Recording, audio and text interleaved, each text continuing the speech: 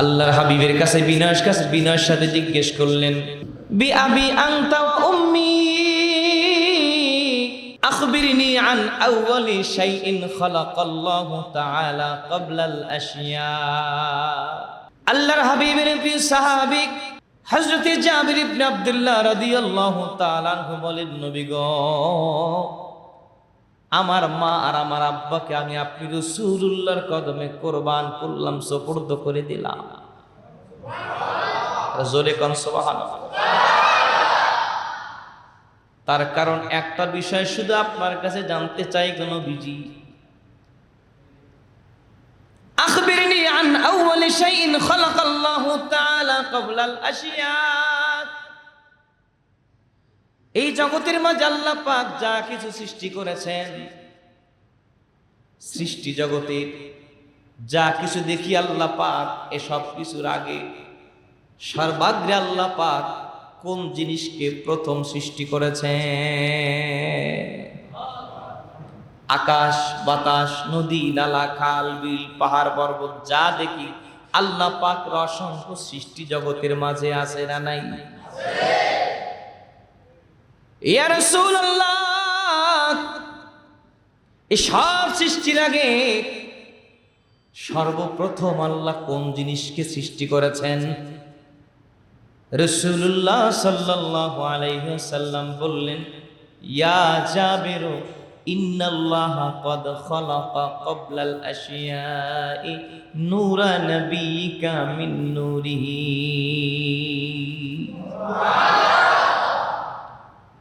রে যাবে,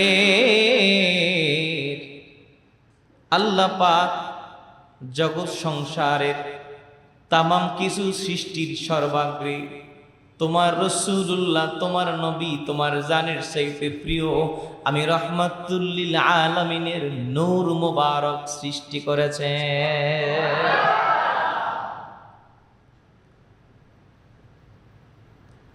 ফালাম ইয়াকুন ফি যালিকাল ওয়াক্ত লাওহুন ওয়ালা কলামুন ওয়ালা জান্নাতুন ওয়ালা নারুন ওয়ালা সামাউন ওয়ালা আরদুন ওয়ালা শামসুন ওয়ালা কামারুন ওয়ালা জিন্নুন ওয়ালা ইনসুন। তবে সময়টা কোন সময় ছিল রে যাবে, শোনো। রব্বে কারীম ওই মুহূর্তে আসমান তৈয়ার করেন নাই, জমিনও না, ফেরেশতাও না, সূর্য সৃষ্টি করেন নাই, চন্দ্র সৃষ্টি করেন নাই, আসমান সৃষ্টি হয় নাই, জমিন সৃষ্টি হয় নাই, জান্নাত সৃষ্টি হয় নাই, জাহান্নামও সৃষ্টি হয় নাই, মানুষের তৈয়ার হয় নাই, মানুষ সৃষ্টি হয় নাই, জিনও সৃষ্টি হয় নাই। মহান আল্লাহ রব্বুল আলামিন তার আগে তোমার নবীজির নূর সৃষ্টি করেছেন। তাহলে নবীর জীবনী ইতিহাস, নবীর জীবন আদর্শ যদি 570 খ্রিস্টাব্দ থেকে শুরু করি, বলেন নবীর জীবনে আদর্শ শুরু করা কি হলো? আর আব্বা কথা বলেন হবে?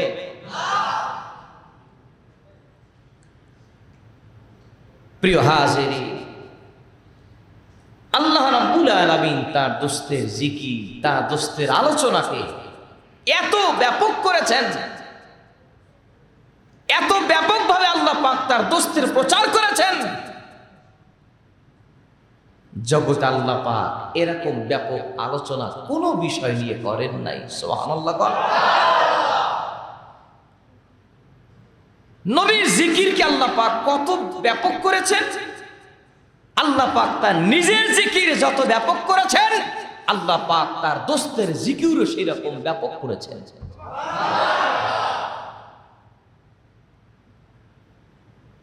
আল্লাহ রাব্বুল আলামিন বললেন, ওয়া রাফা'না লাকা যিকরাক। রে আমার হাবিব, আপনার জিকির, আপনার স্মরণ, আপনার শান, আপনার মান, আপনার মর্যাদা, আপনার ইজ্জত, আপনার সম্মান, আপনার তাজিম, আপনার তাকরীম, আপনার শারাফাত, আপনার কারামত আমি আল্লাহ পাক সুউচ্চ করেছি। নবীর শান উচ্চ স্তরে উচ্চতে উঠিয়েছেন কে? নবীর মর্যাদা উচ্চতে উঠিয়েছেন কে? হাত তুলে বলেন উঠিয়েছেন কে? যেই নবীর শানমানকে আল্লাহ পাক বাড়িয়েছেন, পৃথিবীর কোন মানুষের বক্তব্যই, কোন মানুষের আচরণ দ্বারা সেই নবীর শানমানকে খাটো করে দেখার কোনো সুযোগ না। এই আয়াত যেদিন নাজিল হলো, আল্লাহ রাব্বুল আলামিন হযরতে জিবরিল আলাইহিস সালামকে তার হাবিবের কাছে পাঠালেন। ও দোস্ত, আপনি কি জানেন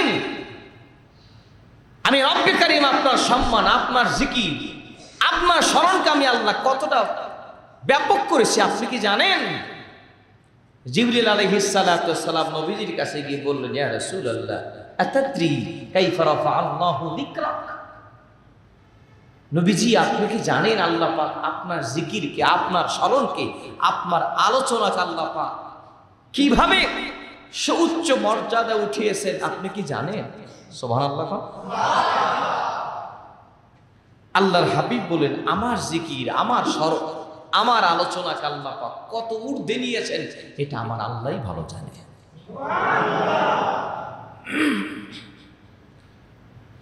ইমাম হাকিম রাহমাতুল্লাহ আলাইহি মুস্তাদরাকে হাকিমের মধ্যে বড় চমৎকার করে সেই বিষয়টি বড় চমৎকার করে বয়ান করলেন। আল্লাহ রাব্বুল আলামিন তার হাবিবকে শোনায় দিচ্ছেন, দোস্ত শোনেন, আপনার জিকির, আপনার আলোচনা, আপনার স্মরণ, আপনার মর্যাদা আমি আল্লাহ পাক কত ব্যাপক করেছি, একটু আপনি গভীর মনোযোগে শোনেন গো দোস্ত। কুল্লামা যুকিরতু যুকিরতা মাই, আমি আল্লাহর জিকির হবে যেখানে, আমি আল্লাহর জিকির দুলোকে ভুলোকে, গ্রহে নক্ষত্রে, আজানে কামাতে, জান্নাতের প্রত্যেকটা গাছের পাতায় পাতায়, জান্নাতের হুরগিলমানদের পাতায় পাতায়, জান্নাতের সমস্ত জায়গায় আমি আল্লাহ পাকের নাম যেখানে যেখানে আছে, যেখানে যেখানে আলোচনা আছে, যেখানে যেখানে লেখা আছে, যেখানে যেই সৃষ্টি আমি আল্লাহ পাকের জিকির করবে, আপনি আমার দোস্ত আপনার জিকিরও তখন করবে। আমার জিকির হবে যেখানে, আপনি আমার দোস্ত আপনার স্মরণ হবে সেখানে। একবার আওয়াজ করে বলি আল্লাহু আকবার। কেমন নবীর মিলাদুন নবী, এটা তো বুঝতে হবে, কথা বলেন ঠিক? কেমন নবীর প্রোগ্রাম, কেমন নবীকে ভালোবেসে আমরা এই মিলাদুন নবীর আয়োজন করেছি, সেইটা তো বুঝতে হবে। হবে না? বলেন বলেন, হবে না? আযানের মধ্যে আশহাদু আল্লা ইলাহা ইল্লাল্লাহ, মুয়াজ্জিন যদি আশহাদু আন্না মুহাম্মাদুর রাসূলুল্লাহ বাদ দিয়ে যদি আযান শেষ করে, বলেন মুয়াজ্জিনের চাকরি আর থাকবে? ওই মুয়াজ্জিনকে মসজিদ থেকে খেদানোর জন্য সভাপতিকে খবর দেওয়া লাগবে না? বেটা মুয়াজ্জিন কত বড় সাহস, নবীর নাম আযান থেকে বাদ দিছো। বলেন নবীর নাম আযান থেকে বাদ দিলে কি আযান হয়? একামত থেকে বাদ দিলে মনে হয় হয়? কালেমা থেকে বাদ দিলে হয়? নামাজের মধ্যে যদি নবীর নাম বাদ যায়, কি তাশাহুদের মধ্যে আসসালামু আলাইকা আইয়ুহান নাবিয়্যু, নামাজের মধ্যে থেকে যদি তাশাহুদ বাদ দেয়, বলেন তো নামাজ হয়? এ ভাই, নামাজের মধ্যে আপনাকে আমাকে সালাম দিলে নামাজ থাকে না, আর রাসূলুল্লাহ সালাম বাদ দিলেও নামাজ থাকে না। আপনাকে আমাকে যদি বলে আসসালামু আলাইকুম, নামাজের মধ্যে যদি কেউ সালাম দিয়ে ফেলে, বলেন তার নামাজ থাকবে না। আসসালামু আলাইকা আইয়ুহান নাবিয়্যু, নবীকে যদি সালামটা যদি বাদ দিয়ে দেয়, বলেন নামাজ কি হবে না যাবে? কি নামাজ থাকবে? আমার নামাজ থাকবে না। তো কেমন নবী যে আমাকে, তাহলে যারা বলে যে আমিও মানুষ, তো নবী তো আমাদের মতো মানুষ। আরে ভাই, নবীকে সালাম না দিলে নামাজ হয় না, আর তোমাকে আর আমাকে ভুলে যদি কেউ সালাম দেয়, ওয়ালাইকুম সালাম, সালামের জবাব দিলে নামাজ শেষ। কি কথা বল না কেন? নবীকে বুঝতে হবে নবী কেমন নবী। আশহাদু আন্না মুহাম্মাদার রাসূলুল্লাহ।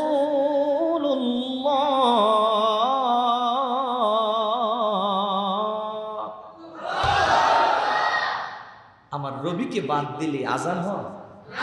এ ভাই আজান হয়? কালিমায়ে তাইয়্যিবায় আছে নবীর নাম, আজানের ধ্বনিতে শুনি নবীর নাম। নামাজে রসুল তোমায় জানাই সালাম, হে নবী তুমি হলে নূরে মুজাসসাম। কালিমায়ে তাইয়্যিবায় আছে তোমার নাম, বলুন কালিমায়ে তাইয়্যিবায় আছে নবীর নাম। আজানের ধ্বনিতে শুনি নবীর নাম, নামাজে রসুল তোমায় জানাই সালাম, হে নবী তুমি হলে নূরে মুজাসসাম। বলুন হে নবী তুমি হলে নূরে মুজাসসাম। সৃষ্টি জগৎ হইল সৃজন তোমার ওসিলায়, তোমার নূরে আধার দূরে পূর্ণিমা ছড়ায়। মা আমিনার দুলাল তুমি, করলে আলোকিত তামাম ভূমি। খোদার পরে নবী তোমার মাকাম, হে নবী তুমি হলে নূরে মুজাসসাম। বলুন হে নবী তুমি হলে নূরে মুজাসসাম। দিল খুলে বলেন মারহাবা। নবীর মোহাব্বত আমাদের অন্তরে আছে না নাই? যেমন আছে নবীর প্রেম, তেমন ভালোবাসা উজান করে দিয়া। নবীর প্রেমে নবীর ভালোবাসা একবার আওয়াজ তুলে বলি ইয়া রাসূলুল্লাহ। আল্লাহ রাব্বুল আলামিন জানায় দিলেন, হাবিব ইযা যুকিরতু যুকিরতা মাই। এ আমার দোস্ত, আমি রব্বে কারীমের জিকির হবে যেখানে, আপনি আমার দোস্ত আপনার জিকির হবে। বলেন নবীর জিকির হবে। এই জন্য কবি বলেন, জাহা তক হ্যায় রুবুবিয়ত খুদা কি, উহা তক হে নবুয়ত মুস্তফা কি। সব জায়গায় আমার মালিকের রুবুবিয়তের পাওয়ার যেভাবে চলছে, তামাম জগতের সব জায়গায় আমার নবীর নবুয়তের পাওয়ারও বিরাজমান। কারণ নবী হলেন রাহমাতুল লিল আলামিন। বলেন না কারণ নবী হলেন রাহমাতুল লিল আলামিন।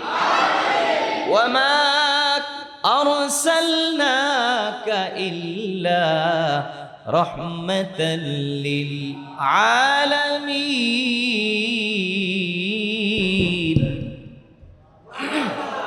কার কথা? বলেন বলেন কার কথা?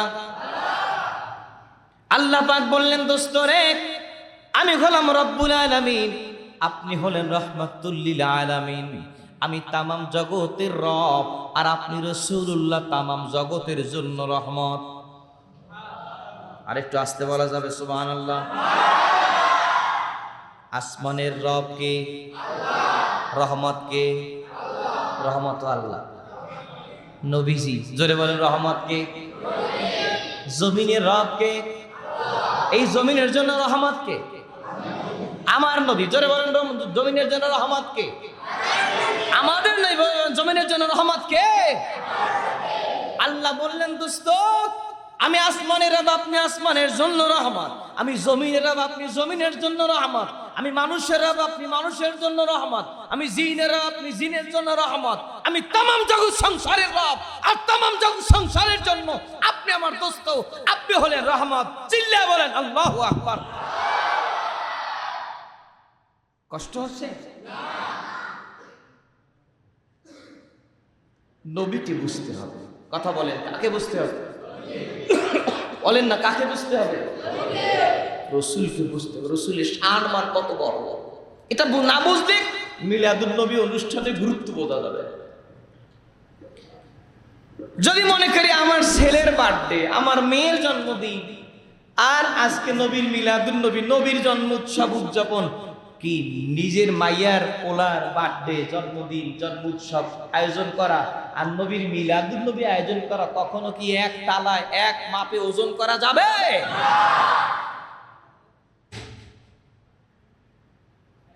প্রিয় হাজিরিন, এই জন্য রসুলকে বুঝতে হবে আগে নবীর জিকির, নবীর স্মরণ, নবীর আলোচনা করেছেন স্বয়ং, বলেন বলেন বলেন, স্বয়ং আল্লাহ। আল্লাহ রাব্বুল আলামিন আলমে আরওয়াহে দুইটা স্পেশাল কনফারেন্স করেছেন।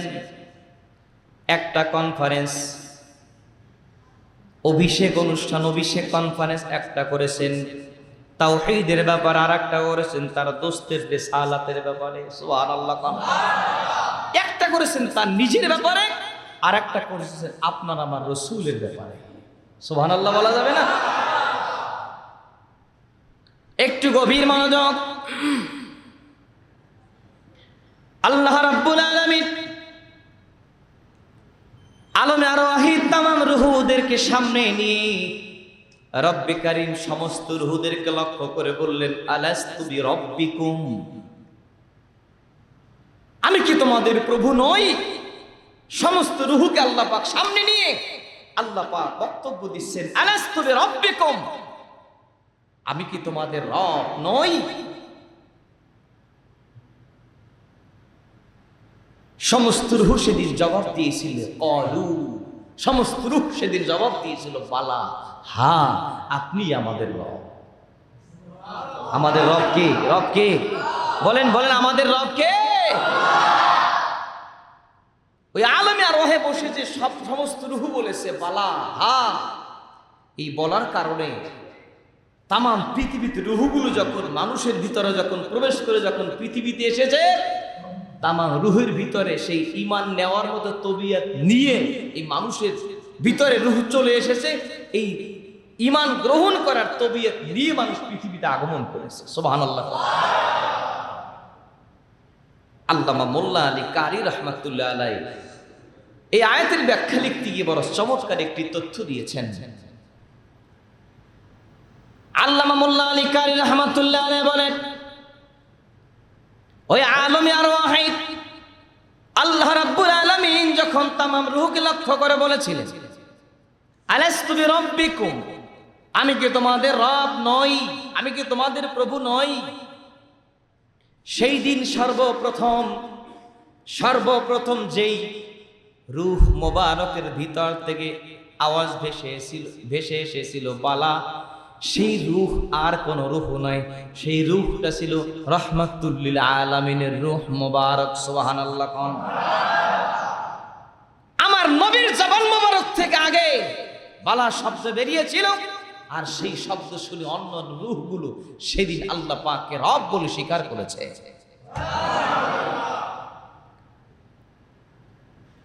একটু গভীর মনোযোগ। আল্লাহ রাব্বুল আলামিন তার নিজের পরিচয় সম্পর্কে রূহদের সামনে সেদিন স্বীকৃতি নিয়েছেন, আমি কি তোমাদের প্রভু নই?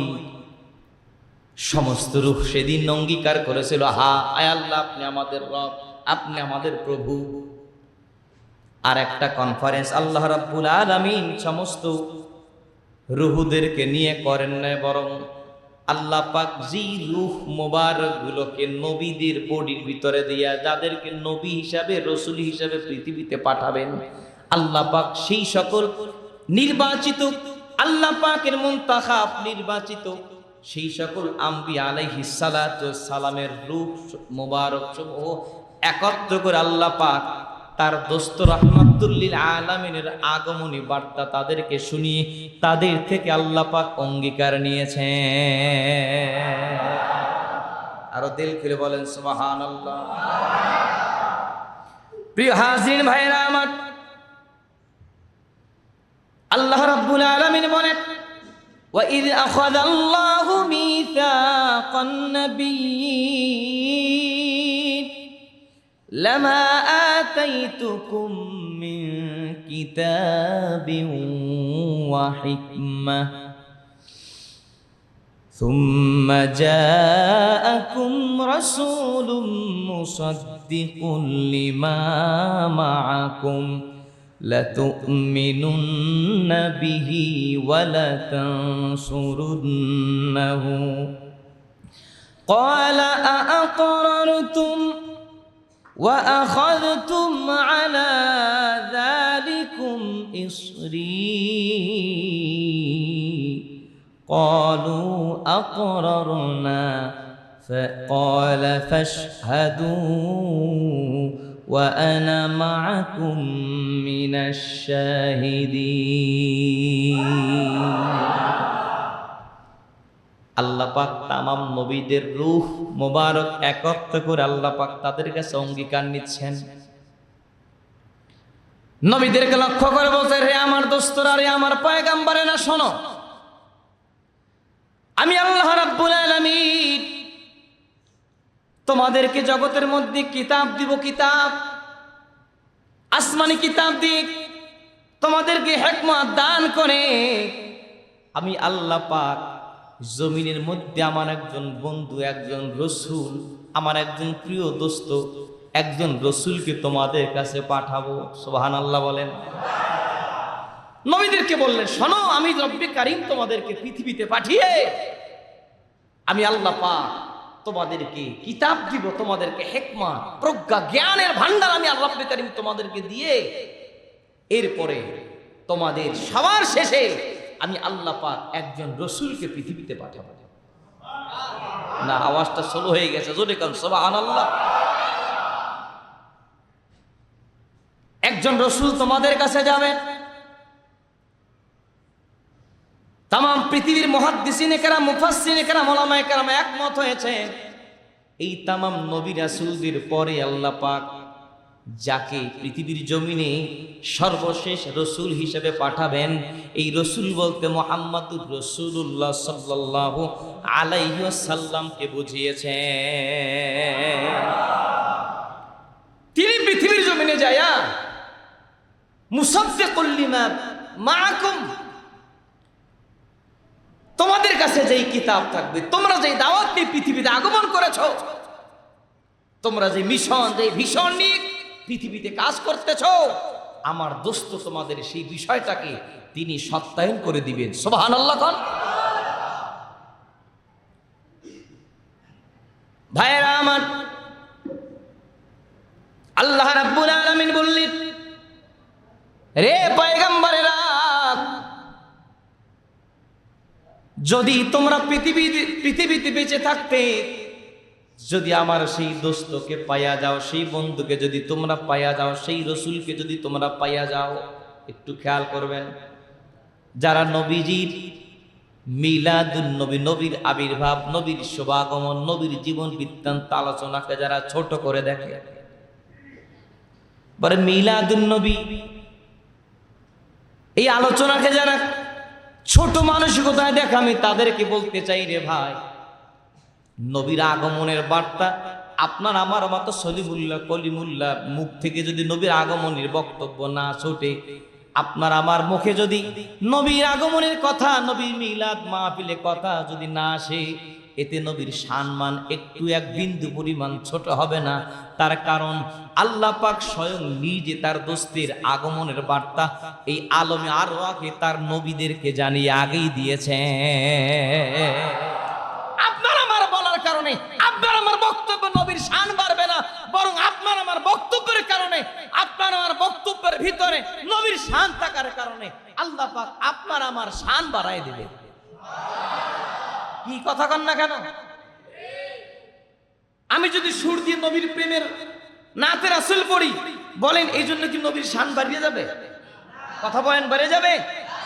আমার সুরের মধ্যে আমার নবীর শান থাকার কারণে আমার মতো ভাঙ্গা সুরে মানুষটার দাম বেড়ে যাবে। কি ভাই কথা কন না কেন? আপনি যদি মিলাদুন নবীতে টাকা না দেন, এমন নয় যে মিলাদুন নবীর প্রোগ্রামের অবস্থানটা, শানটা, মানটা কমে যাবে। বরং তা নয়, বরং নবীর মিলাদ মাহফিলে আপনি যদি 5 টাকা দিতে পারলেন, এই জন্য হতে পারে আল্লাহ পাক নবী যে রহমতের নবী, বরকতের নবী, নবীর আলোচনার মাহফিলে বরকতের জন্য দান করার কারণে আল্লাহ পাক বরকতের নবীর উসিলায় আপনার রিজিকের মধ্যে বরকত বাড়ায় দিবে।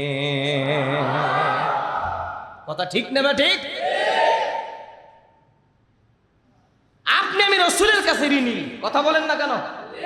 কি নবীর কাছে উম্মত কি ঋণী? বলেন বলেন, নবীর কাছে আমরা উম্মত কি? আমরা ঋণী, আমরা নবীর কাছে ঋণী আছি। নবীকে নিয়ে যারা চর্চা করবে তাদের শান বাড়ে। বলেন, নবীকে নিয়ে যারা আলোচনা করে তাদের কি বাড়ে? তাদের শান বাড়ে, তাদের মর্যাদা বাড়ে। কবি নজরুলের চাইতে শিক্ষিত কবি, ডিগ্রিধারী কবি বাংলাদেশে ছিল না? কথা কয় না, ছিল না?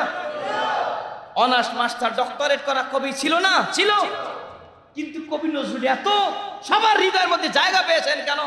হে ভাই, এটা ভিন্ন ব্যাপার। কবি নজরুলের সঙ্গীতের মধ্যে, কবিতার মধ্যে রূহ আছে, রূহ আছে। মুহাম্মাদের নাম জপেছিলি বুলবুলি তুই আগে, তাই কি রে তোর কণ্ঠেরি গান, তাই কি রে তোর কণ্ঠেরি গান এমন মধুর লাগে ওরে, এমন মধুর লাগে। আল্লাহু আকবার বলেন। এ ভাই, একজন কবি মাত্র 8ম পাস করেছেন, বড় ডিগ্রিধারী হতে পারেন নাই, বিশাল গ্রাজুয়েট হন নাই, কিন্তু এরপরেও আল্লাহ পাক তার শান মান কত বাড়াই দিয়েছেন। আমার ব্যক্তিগত আত্মবিশ্বাস, তার কলিজা ভরা নবীর প্রেম ছিল, ভালোবাসা ছিল, তার মোহাব্বত ছিল, দয়াল নবীর সাথে তার হৃদয়ের ভালোবাসা থাকার কারণে আল্লাহ পাক তার মতো ব্যক্তিকে জগৎ বিখ্যাত মানুষ বানিয়ে দিয়েছে। অনুভূতিটা কেমন? একটু গভীর মনোযোগ। কবি বুলবুলি কি বলতেছেন? কাকে বলেন? বলেন কাকে? বুলবুলি কি বলতেছেন? এ বুলবুলি, তোর যে আওয়াজ, তোর যে সুর, তোর সুরে মানুষের কলিজা কেড়ে যায়, কলিজা কেড়ে নেয়। তোর সুরে এত দাম, এত মজা, এত মজা তুই পাইলি কোথায়? আমি কবি নজরুলের মনে হয় তুই ওই তোর জবান দিয়ে সুর যে দিয়েছ, ওই সুর দেওয়ার সর্বপ্রথম তোর কণ্ঠ দিয়া আমার নবীর নাম জপেছিলি, মোহাম্মদ নাম তোর কণ্ঠে আগে আসছে, তারপরে তোর সুর তোর কণ্ঠে চলে আসছে। আমি কবি নজরুলের মনে হয় আমার নবীর নাম তোর কণ্ঠে আসার কারণে আল্লাহ পাক তুই বুলবুলির সুরের মর্যাদা বাড়ায় দিয়েছে।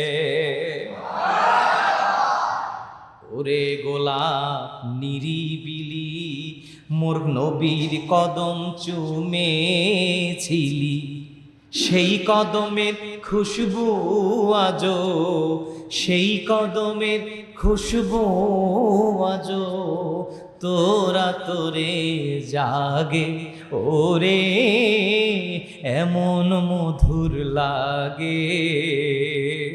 একবার দিল খুলে বলা যাবে কি মারহাবা? এ ভাই, কবি নজরুল বলতেছেন, রে গোলাপ, রে গোলাপ, তোর ভিতর থেকে এত সুঘ্রাণ আসে কেমন করে? আমার মনে হয় রে গোলাপ, তুই আমার নবীর কদমে সুমা দিয়েছিলি। আল্লাহ পাক এই জন্য নবীর কদমের বরকতে আল্লাহ পাক তুই গোলাপের ভিতরে সুন্দর সুঘ্রাণের ব্যবস্থা করেছে।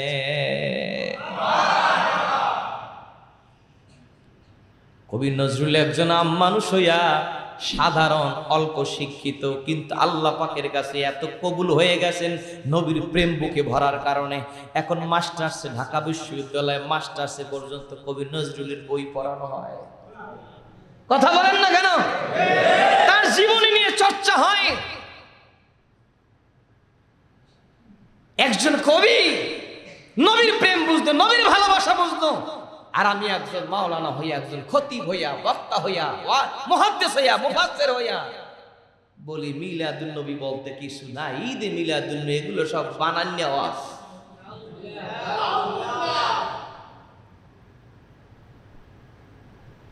আমি কত বড় শিক্ষিত হয়ে গেছি যে নবীর জিকির, নবীর স্মরণ, নবীর তাজকিয়া, নবীর আলোচনা এটা আমার কাছে ভালো লাগে না। এটা যদি হয় আমি বলবো ভাই তোমার সাইতে হতভাগা কপাল করায় জমিন আর হতে পারে না। কি আওয়াজ করে বলেন ঠিক না বা ঠিক? আল্লাহ রাব্বুল আলামিন ওই আলমে আরওয়াহি তার তামাম নবীদের রূহকে সামনে রেখে আল্লাহ পাক তাদের সামনে তার দোস্তের আগমনের বার্তা দিচ্ছেন। সুবহানাল্লাহ কোন নবীর আগমনের জিকির আল্লাহ নিজে করতেছেন, নবীর মিলাদ মাহফিল আল্লাহ নিজে করতেছেন। এই আমার নবীরা শোনো, তোমাদের কাছে আসমানি কিতাব যাবে, হিকমতের জ্ঞান যাবে। আমি আল্লাহ তোমাকে এইগুলো, তোমাদেরকে এগুলো দেওয়ার পরে সর্বশেষ আমি এমন একজন নবীকে পাঠাবো, সুম্মা জাআকুম রাসূলুম মুসাদ্দিকুল লিমা মাআকুম। তোমাদের কাছে যা কিছু থাকবে সেইগুলোকে সত্যায়ন করার জন্য আমার একজন রসুল পৃথিবীতে আগমন করবেন। সুবহানাল্লাহ কোন তিনি আগমন করার পরে তোমাদের কাজ আছে। আল্লাহ পাক ওয়াদা নিচ্ছেন, লা তুমিনুন্না বিহি ওয়া লা তানসুরুন্নাহু। আল্লাহ পাক বললেন আমার সবচাইতে প্রিয় দোস্ত যখন পৃথিবীতে আসবে, জীবদ্দশায় যদি পাইয়া যাও, তোমাদের জন্য এক নাম্বার কাজ, তোমরা নবী হইতে পারো, কিন্তু আমার নবী যাওয়ার কারণে, আমার নবী আসার কারণে তোমরা তখন আমার নবীর প্রতি ঈমান আনতে হবে। আমার নবী শুধু আপনার আমার নবী না, আমার রাসূল, আমার নবী হলেন তামাম নবীদের নবী। চলে কোন ঠিক না বেঠিক? লা তুমিনুন্না বিহি ওয়া লা তানসুরুন্নাহু। শুধুমাত্র আমার নবীর উপরে ঈমান আনলে হবে না, অবশ্যই ঈমান আনবে এবং আমার দোস্তকে সর্বোচ্চ সহযোগিতা করবে। কার কথা বলেন বলেন বাবা, কার কথা?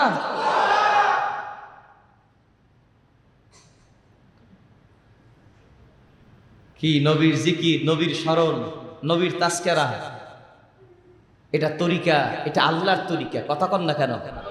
এটা তরিকা কার? আল্লাহ পাক তার দোস্তের জিকির, তার দোস্তের স্মরণ, তার দোস্তের প্রেমের আলোচনা করতেছেন দুনিয়াতে না, ওই আলমে আরওয়াহের তামাম নবীদের রূহকে লইয়া তার দোস্তের জিকির, তার দোস্তের আগমনের বার্তা তাদেরকে শোনাচ্ছেন। সুবহানাল্লাহ। আপনার আমার মতো সলিমুল্লাহ কলিমুল্লাহ নবীর ঈদে মিলাদুন নবী উদযাপন না করলে নবীর মর্যাদা একটু কমবে? আব্বা কথা বলেন, নবীর সম্মান একটু কমে যাবে? যাবে না। কোন বক্তার বক্তব্য নবীর মর্যাদা বাড়ে নাই, শিল্পীর সুরে নবীর মর্যাদা বাড়ে নাই, ওয়াইজের ওয়াজে নবীর মর্যাদা বাড়ে নাই, কবির কবিতায় নবীর সম্মান মর্যাদা বাড়ে নাই, বরং কবির কবিতার মধ্যে, বক্তার বক্তব্যের মধ্যে, শিল্পীর সুরের মধ্যে, প্রাবন্ধিকের প্রবন্ধের মধ্যে আমার নবীর প্রেম থাকার কারণে কবিতার দাম বাড়ছে, বক্তার দাম বাড়ছে, লেখার দাম বাড়ছে। কথা বলেন ঠিক না বা ঠিক? কারণ সব জায়গায় আছে কে? রহমাতুল্লিল। আব্বা জোরে বলেন, আছে কে? রহমাতুল্লিল। নবী যেখানে লাগে সেইটে বরকতে ভরে যায়। সুবহানাল্লাহ। নবী এমন এক নবী, নবী যেখানে লাগে সেইটে বরকতে ভরে যায়, এমন এক বরকতের নবী। হুদাইবিয়া সন্ধি, হুদাইবিয়া থেকে নবী সাহাবায়ে কেরাম মদিনার দিকে রওনা করেছেন। আল্লাহর হাবিবের কাছে সংবাদ চলে গেল, ইয়া রাসূলুল্লাহ পানি ফুরিয়ে গেছে, অল্প একটু পানি আছে, অল্প একটু পানি, এখন কি করা যায়?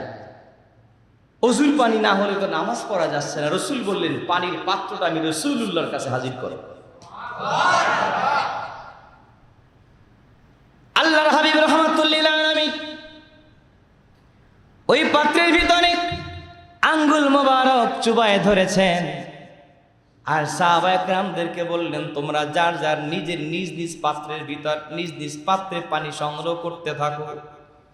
সাহাবায়ে কেরাম বলেন, আমরা তাকায় দেখতেছি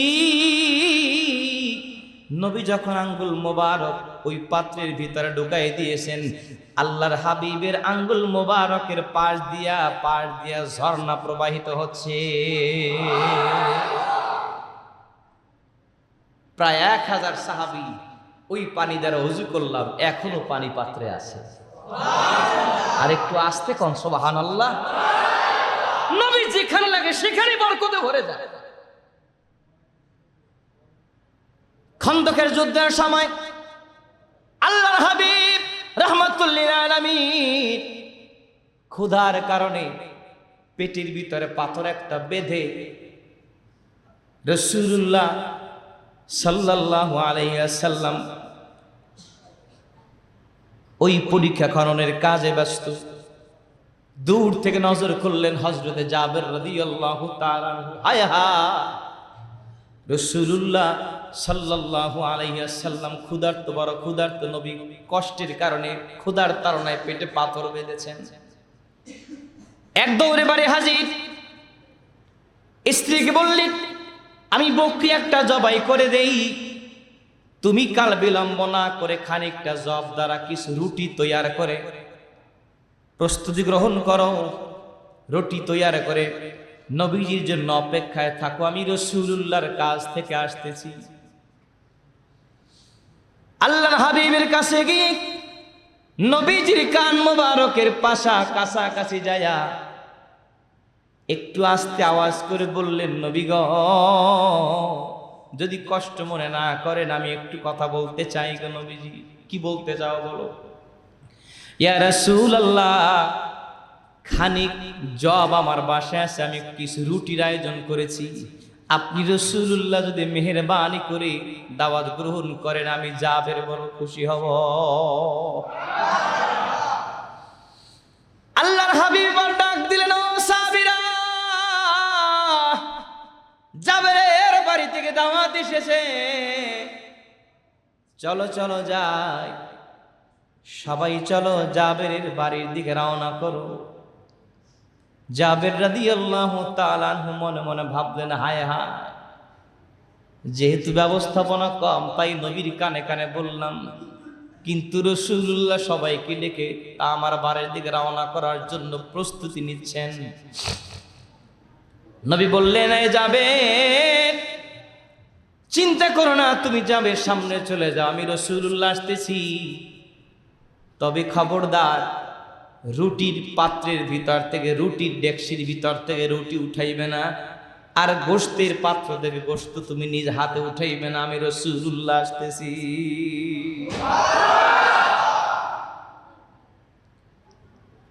জাবের রাদিয়াল্লাহু তাআলা আনহু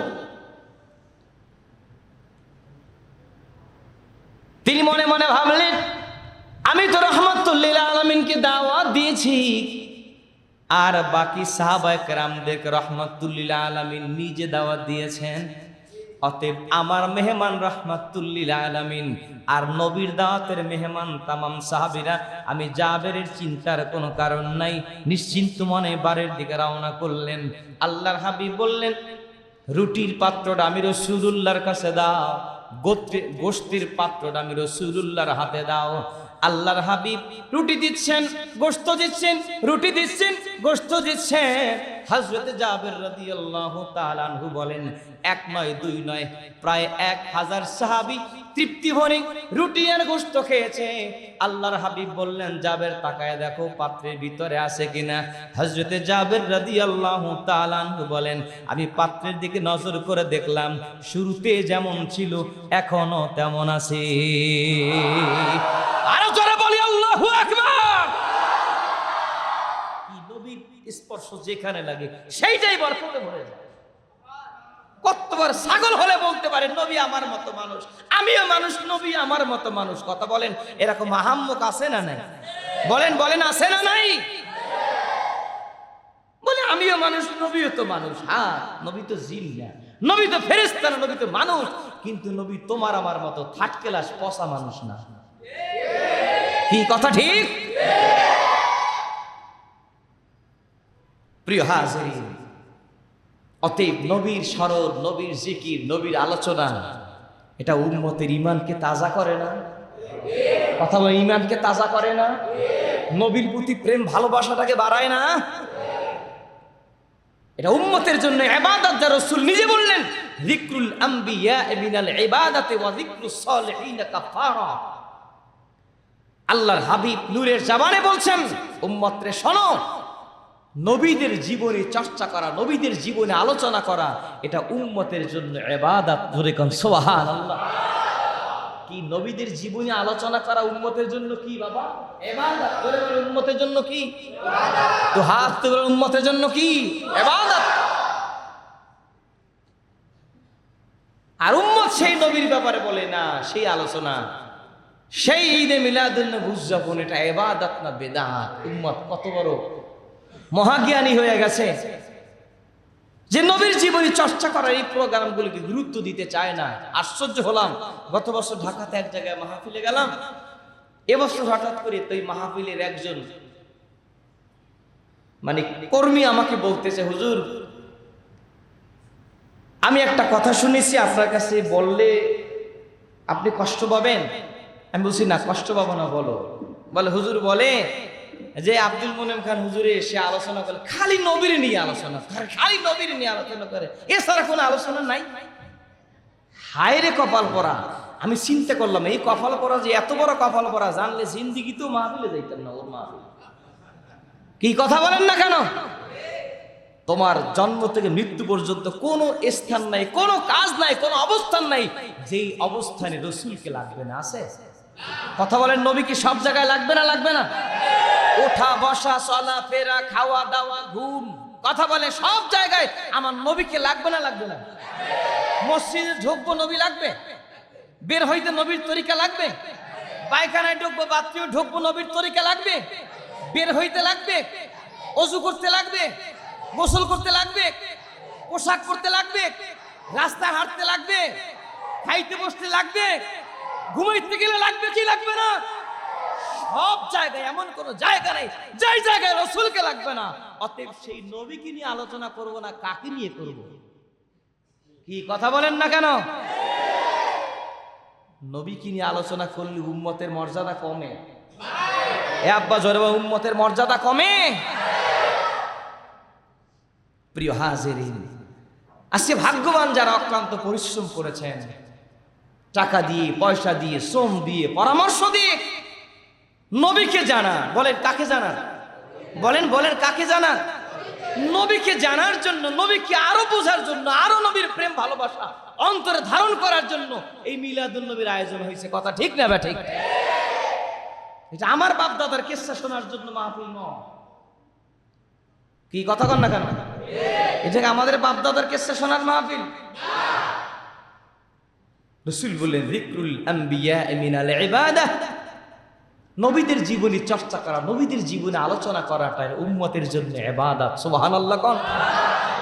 ওয়া যিকরুস সালিহিন কাফারা, ওলি যারা, আল্লাহ ওয়ালা যারা, নেককার গোলাম যারা, আল্লাহ পাকের প্রিয় বন্ধু যারা, রাসূল বলেন তাদের জীবনী চর্চা করলেও বিফল যায় না। তোমার জিন্দেগির গুনাহ কাফারা হিসাবে তাদের জীবনী চর্চা করলে তোমার জীবনের গুনার কাফারা আদায় হয়ে যাবে। অতএব ওলিদের জীবনী চর্চা করায় কোনো কি নাই, লস নাই। কথা বলেন, ওলিদের জীবনী চর্চা করলে লস, নবীদের জীবনী চর্চা করলে লস। প্রিয় হাজিরিন, আল্লাহ রাব্বুল আলামিন বললেন, রে আমার নবীরা শোনো, তোমাদের কাছে যখন আমার প্রিয় দোস্ত আসবে, যদি বেঁচে থাকো আমার সেই নবীর প্রতি তোমরা ঈমান আনবে, তোমাদের ঈমান আনতেই হবে। আর আমার দোস্তকে অবশ্যই তোমরা তখন সাহায্য করবে। বলো এই বিষয় আমি রব্বে কারীমের কাছে তোমাদের অঙ্গীকার, এই দায় ভার আমি আল্লাহ তোমাদের কাছে দিতে পারি কিনা, তোমরা কি অঙ্গীকার গ্রহণ করবে কিনা? ক্বালু আকরারনা, সুবহানাল্লাহ কোন? তামাম আম্বিয়া আলাইহিমুস সালাতু ওয়াস সালামের রূহ মুবারক, তামাম নবীদের রূহ সেদিন বলেছিল, আয় আল্লাহ আমরা ওয়াদা করলাম, অঙ্গীকার করলাম, আমরা যদি পেয়ে যাই আপনার সেই প্রিয় দোস্তকে, আপনার প্রিয় বন্ধুকে, তাহলে আমরা আপনার সেই নবীর উপরে ঈমান গ্রহণ করব। অবশ্যই আপনার সেই রাসূলকে আমরা সর্বোচ্চ সহযোগিতা করব। জোরে কান সুবহানাল্লাহ। আর আমরা যদি মারা যাই, আমরা যদি তখন পৃথিবীতে না থাকি, আমাদের অনুসারী যারা পৃথিবীর জমিনে থাকবে, আমরা তাদেরকেও বলে যাবে, খবরদার, এই জগতের মধ্যে আল্লাহ পাকের সবচেয়ে প্রিয় দোস্ত মুহাম্মদুর রাসূলুল্লাহ যদি আগমন করে, তাদেরকে যদি তোমরা পেয়ে যাও, তার প্রতি ঈমান আনয়ন করবে, তোমরা তার অনুসরণ করবে, তোমরা তাকে সর্বোচ্চ জীবন প্রাণ উজাড় করে তোমরা আল্লাহ পাকের প্রিয় দোস্তকে তোমরা সাহায্য করবে। সুবহানাল্লাহ। কোন আপনি আমি নবীর স্মরণ না করলে নবীর মর্যাদা কমবে বাবা? এ আব্বা জোরে বলেন, কমবে? প্রিয় হাজিরিন, আল্লাহ রাব্বুল আলামিন তার দোস্তকে পরিচয় করিয়ে দেওয়ার জন্য, তার দোস্তের আগমনের বার্তা শোনানোর জন্য নবীদেরকে নিয়ে মিটিং করলেন, আলমে আরওয়াহে বসে মিটিং করলেন। সুবহানাল্লাহ। কোন নবী আদম আলাইহিস সালাতুস সালাম আল্লাহ রাব্বুল আলামিনের কাছে বড় বিনয়ের সাথে বলেন, আয় আল্লাহ, একটা ভুল করেছি, আমি তো ভুল করে ফেলেছি, আমার একটা ভুল, মেহেরবানি করে মুহাম্মদ নামের রাসূলে ক্ষমা করে দেওয়া যায় না? সুবহানাল্লাহ। কোন এ ভাই, আল্লাহ পাক তার দোস্তকে পোস্টারিং করেছে, তার দোস্তকে জিকির, দোস্তের স্মরণকে কোথায় কোথায় নিয়েছেন, একটু গভীর মনোযোগ।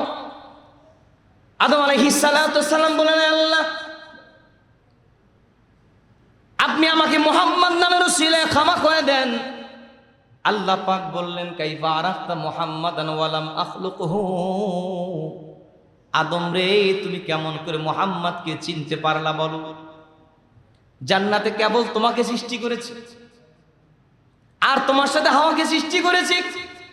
দুইজন একটা ভুল করেছে, ভুলের কারণে আমি আল্লাহ পাক আজ ওই জান্নাত থেকে পৃথিবী জমিনে তোমাদেরকে পাঠিয়ে দিয়েছি। তাহলে এখন পর্যন্ত তুমি আর হাওয়া ছাড়া অন্য কোনো মানুষকে তো তোমাদের পাশে দেখো না, তবে মুহাম্মদ নামের মানুষটাকে চিনলা কেমনে? সুবহানাল্লাহ বলবেন না? আল্লাহ নবীর জিকিরকে কোথায় কোথায় নিয়েছেন। আল্লাহ পাক জিজ্ঞেস করলেন, কাইফা আরাফতা মুহাম্মাদান ওয়া লাম আখলুকহু। আমি এখন পর্যন্ত তো তাকে পৃথিবীর জমিনে মানব আকৃতির পাঠাই নেই, মানুষ হিসেবে তাকে প্রেরণ করি নাই, তুমি মুহাম্মদকে চিনলে কেমনে? আল্লাহ রাব্বুল আলামিন কথার জবাব দিলেন নবী আদম আলাইহিস সালাতু সালাম, আল্লাহ তাআলা লাম্মা খলাকতানি বিয়াদিকা ওয়া নাফাখতা ফিয়া মিন রূহিকা রাফাতু রাসি। আল্লাহু আকবার বলেন।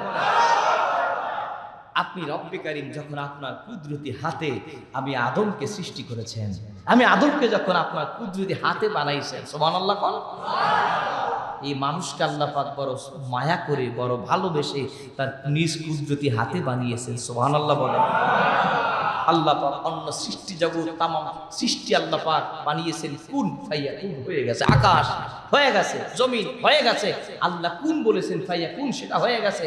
কিন্তু আল্লাহ পাক এই বনি আদমকে আল্লাহ পাক বড় মায়া করে, বড় ভালোবেসে আল্লাহ পাক তার নিজ কুদরতি হাতে সৃষ্টি করেছেন।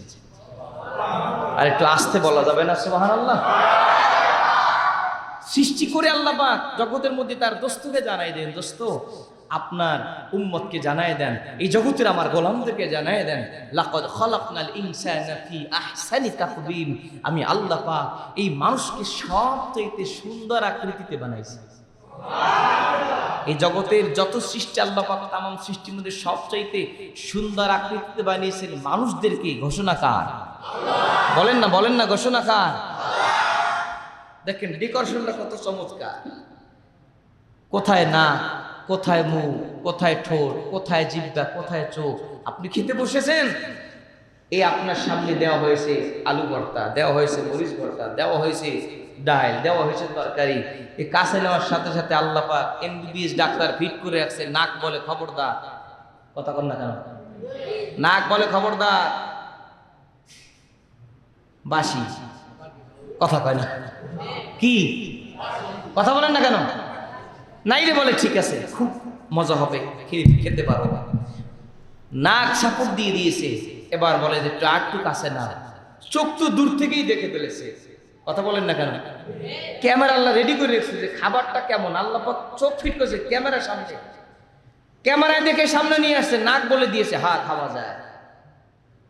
এবার জিহ্বা বলতেছে পেটে যাই তুলে আগে আমি ডাক্তার আর একজন বসে আছি, টেস্ট কথা কন না কেন? ডায়াগনস্টিক সেন্টার আল্লাহ পাক এখানে রেখে দিয়েছেন, এটা ভালো না মন্দ জিহ্বাই দিয়ে দেখো, তিতা লাগে না মিঠা লাগে না টক লাগে না ঝাল লাগে, কথা কন না কেন? এরপরে জিহ্বা যখন বলে হ্যাঁ চলবে, এবার আল্লাহ হুকুম করেন মারাই মেশিন আছে, কথা কন না কেন? এবার মারাই মেশিনে ব্যালেন্ডার হচ্ছে, কথা কন ঠিক? সুন্দর ব্যালেন্ডার হচ্ছে, ব্যালেন্ডার হয়ে একদম লিকুইড হয়ে ভিতরে চলে যাচ্ছে। আল্লাহু আকবার। নিজেকে নিজে নিয়ে একবার একটু ভাববেন, নিজেকে নিয়ে। আল্লাহ মেধা দিয়ে দিয়েছেন, চোখে দেখে, দেখার সাথে সাথে চোখ থেকে মাথায় চলে যায়, চোখ দেখার পরে মাথা সেটাকে সিদ্ধান্ত দেয়, না এটা দেখেছি, হ্যাঁ ভালো হতে পারে অথবা খারাপ হতে পারে, বিষ মাখা আছে, না হতে পারে নাও হতে পারে, কথা কন না কেন? চোখ দেখার সাথে সাথে চোখ ব্রেনকে দেয়, এই তুই দেখ। চোখ ব্রেনকে বলে তুমি একটু ডিসাইড করো, একটু সিদ্ধান্ত নাও। এই যে দেখলা, তুমি একটু মাথায় জ্ঞান খাটাই দেখো তো ঠিক আছে কিনা, কথা কন না কেন? নিজেকে নিজে একটু ভাবেন, নিজেকে নিজে নিয়ে।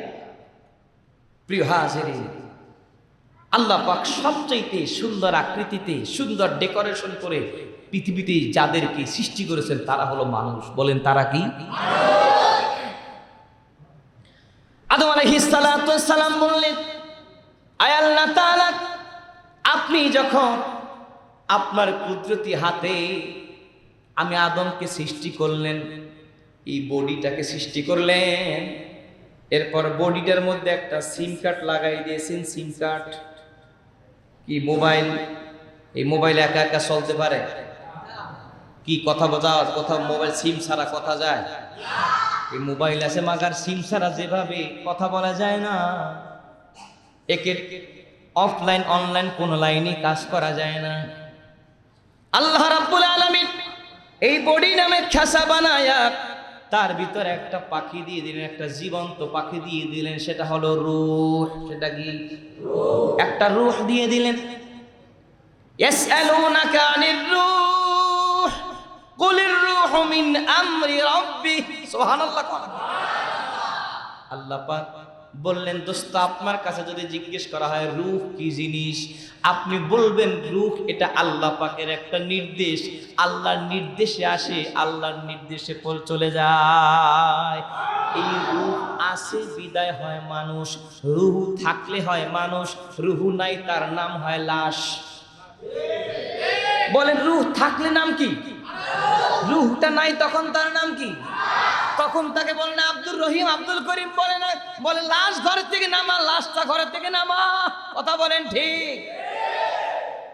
যদি বডির মধ্যে রূহ থাকে তখন বলে আব্দুর রহিম অসুস্থ, তারে রিকশা উড়া, আব্দুর রহিম রে রিকশা উড়া। আর রূহ নামক পাখি যদি চলে যায় তখন বলে লাশটারে নামা। তখন আর নাম নাই, নাম কি? কথা বলেন, তখন নাম কি? তখন বলে লাশ। মূলত এটা আরবি ভাষাভাষীরা এই শব্দটা মূলত লাশাই, কিছু নাই। লাশাই মানে কি? কিছু নাই। কই হাত আছে পা আছে তারপরে বলে লাশ, মানে লাশাই কিছু নাই। কি গেছে? খালি কি হাত গেছে, পাও গেছে, কি কল্লা গেছে? কিচ্ছু যায় না। গেছে কি? বলেন বলেন, গেছে কি? খালি আল্লাহ সিম কার্ডটা খুলে নিয়ে গেছে। এখন হাত আছে কাজ নাই, পা আছে কাজ নাই, চোখ আছে কাজ নাই, মাথা আছে কি? মাথা আছে কিন্তু মাথায় কাজ নাই, চোখ আছে কাজ নাই, মুখ আছে কাজ নাই, নাক আছে কাজ নাই, কান আছে কাজ নাই, আছে। নবী আদম আলাইহিস সালাতু ওয়াস সালাম বললেন, আয় রব্বে কারীম, আপনি যখন আমার বডির মধ্যে রূহ নামক সিম কার্ডটা যখন আপনি আল্লাহ পাক লাগাই দিয়েছেন, রাফাতুর আসি, রূহ যখন, কথা বলে, কামলিওয়ালা তুমি মদিনাওয়ালা, বলুন কামলিওয়ালা তুমি, তোমারি জন্যে জগৎ জালা, কামলিওয়ালা মদিনাওয়ালা, বলুন কামলিওয়ালা মদিনাওয়ালা। দিল খুলে বলেন মারহাবা, আর জোরে কান মারহাবা। নবীর মোহাব্বতে জবান ছেড়ে দিয়ে পড়ি ইয়া রাসূলুল্লাহ। প্রিয় হাজিরিন ভাইরা আমার, হযরত আদম আলাইহিস সালাতু ওয়াস সালাম বললেন, আল্লাহ তাআলা যখন আমার বডিতে রূহ লাগাই দিয়েছেন, কি রূহ যখন ঢুকাই দিয়েছেন, আমি আর মাথাটাকে জাগাইলাম, উত্তোলন করলাম আমার মাথা। আমি নজর করে দেখলাম আরশের চৌকাঠের সাথে একটা নাম আছে। নাম, আপনার নামের পাশে একটা নাম লেখা দেখলাম। আপনি আল্লাহ, আপনার পাশে দেখলাম মুহাম্মদ। সুবহানাল্লাহ। কোন এইখানে কালেমা শরীফ লেখা আছে, তাকাই দেখেন লেখা আছে লা ইলাহা ইল্লাল্লাহ আছে। ওখানে আল্লাহ শব্দের পাশে পাশে মুহাম্মাদুর রাসূলুল্লাহ আছে না নাই? এবার বলেন, আল্লাহ নামের পাশে নবীর নাম ওখানে দেখা যায়? তাকাই বলেন তো, দেখা যায়? আর জোরে বলেন ভাই, দেখা যায়?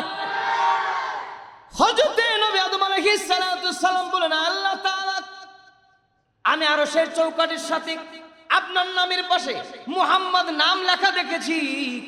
আমার মন বলে ওই মুহাম্মদ নামটা আপনার কাছে অত্যন্ত প্রিয়, আপনার কাছে অত্যন্ত ভালোবাসার। আপনার প্রিয় যদি না হবে, আপনি আল্লাহ পাকের সবচাইতে আপন যদি না হবে, এই আরশের চৌকাঠের সাথে আপনার নামের পাশে মুহাম্মদ নাম আপনি রব্বে কারিম জুড়ে দিতেন না, পাশাপাশি লিখে দিতেন না, যোগ করে দিতেন না। আমার বিশ্বাস মুহাম্মদ নামটা আপনি আল্লাহর কাছে বড়ই প্রিয়। আয় পরওয়ারদিগার, এই জন্য আমার বড় দরখাস্ত, আমার বড় আবেদনের দরখাস্ত, আমার বড় মিনতি, আমার বড় মহাব্বতের দরখাস্ত হলো, ওই মুহাম্মদ নামের ওসিলায় আমি যে ভুল করে ফেলেছি, জান্নাতে নিষিদ্ধ গাছের কাছে যায়া ওই অপরাধটা, আমার ভুলটা যে আমার হয়ে গেছে, ওই ভুলের জন্য আপনি আমাকে জগতে পাঠিয়েছেন, এই পৃথিবীর জমিনে পাঠিয়েছেন। আমি আর হাওয়া মিলে এই আরাফার প্রান্তরে বসে ওই মুহাম্মদ নামের ওসিলা দিয়ে আপনি রব্বে কারিমের কাছে দরখাস্ত করলাম, আমাদের ভুলটা মুহাম্মদ নামের ওসিলায় ক্ষমা করে দেন। কার ওসিলায়? জোরে কোন, কার ওসিলায়? তাহলে নবীকে ওসিলা দিয়ে দোয়া করা যাবে? আরো জোরে বলেন, যাবে কি যাবে না? ওসিলা ধরা হারাম বলে কেউ বানা যায়, যে গাত্র দাহ উঠে তাদের শুনে পীরের পায়ে। ওসিলা ধরেছেন মোর নবীজি, হাদিস পাকে কয়, ওসিলা ধরলেন প্রথম মানুষ আদম ও হাওয়া। আল্লাহর বান্দা রাসূলের উম্মত সঠিক পথে আয়, বাতিল আকীদার বাঁধন ছিঁড়ে আলোর পথে আয়। বলেন মারহাবা। নবীকে ওসিলা দিয়ে দোয়া করা যাবে? এ বাবা জোরে বলেন, যাবে। কারণ আমার নবীকে ওসিলা দিয়ে আমাদের বাবা হযরত আদম আলাইহিস সালাতু সালাম এবং আম্মা জান হাওয়া আলাইহিস সালাতু সালাম সর্বপ্রথম আমার রাসূলুল্লাহ, আমাদের প্রিয় দোস্ত, আমাদের প্রিয় বন্ধু, আমাদের জানের চাইতে প্রিয় দয়াল নবীকে ওসিলা দিয়ে আল্লাহ পাকের কাছে দরখাস্ত করেছেন। আল্লাহ পাক সেই দরখাস্ত কবুল করে তাদেরকে ক্ষমা করে দিয়েছেন।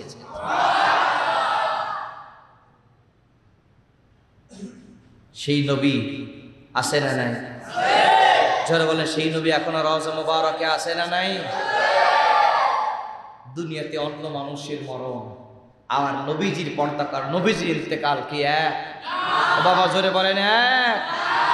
সাবধান, ইন্না আম্বিয়া আল্লাহি আহইয়াউন ফি কুবুরিহিম ইউসাল্লুনাহুম ইউরযাকুন। নবী বলেছেন, আমি নয় শুধু তামাম নবীরা কবর জগতে জিন্দা, তারা নামাজ পড়তেছে, আল্লাহ পাকের পক্ষ থেকে তারা জান্নাতি রিজিক পাচ্ছে। দ্বীনের জন্য যারা শহীদ হয়ে যায়, ওয়ালা তাকুলু লিমান ইউকতালু ফি সাবিলিল্লাহি আমওয়াত বাল আহইয়াউ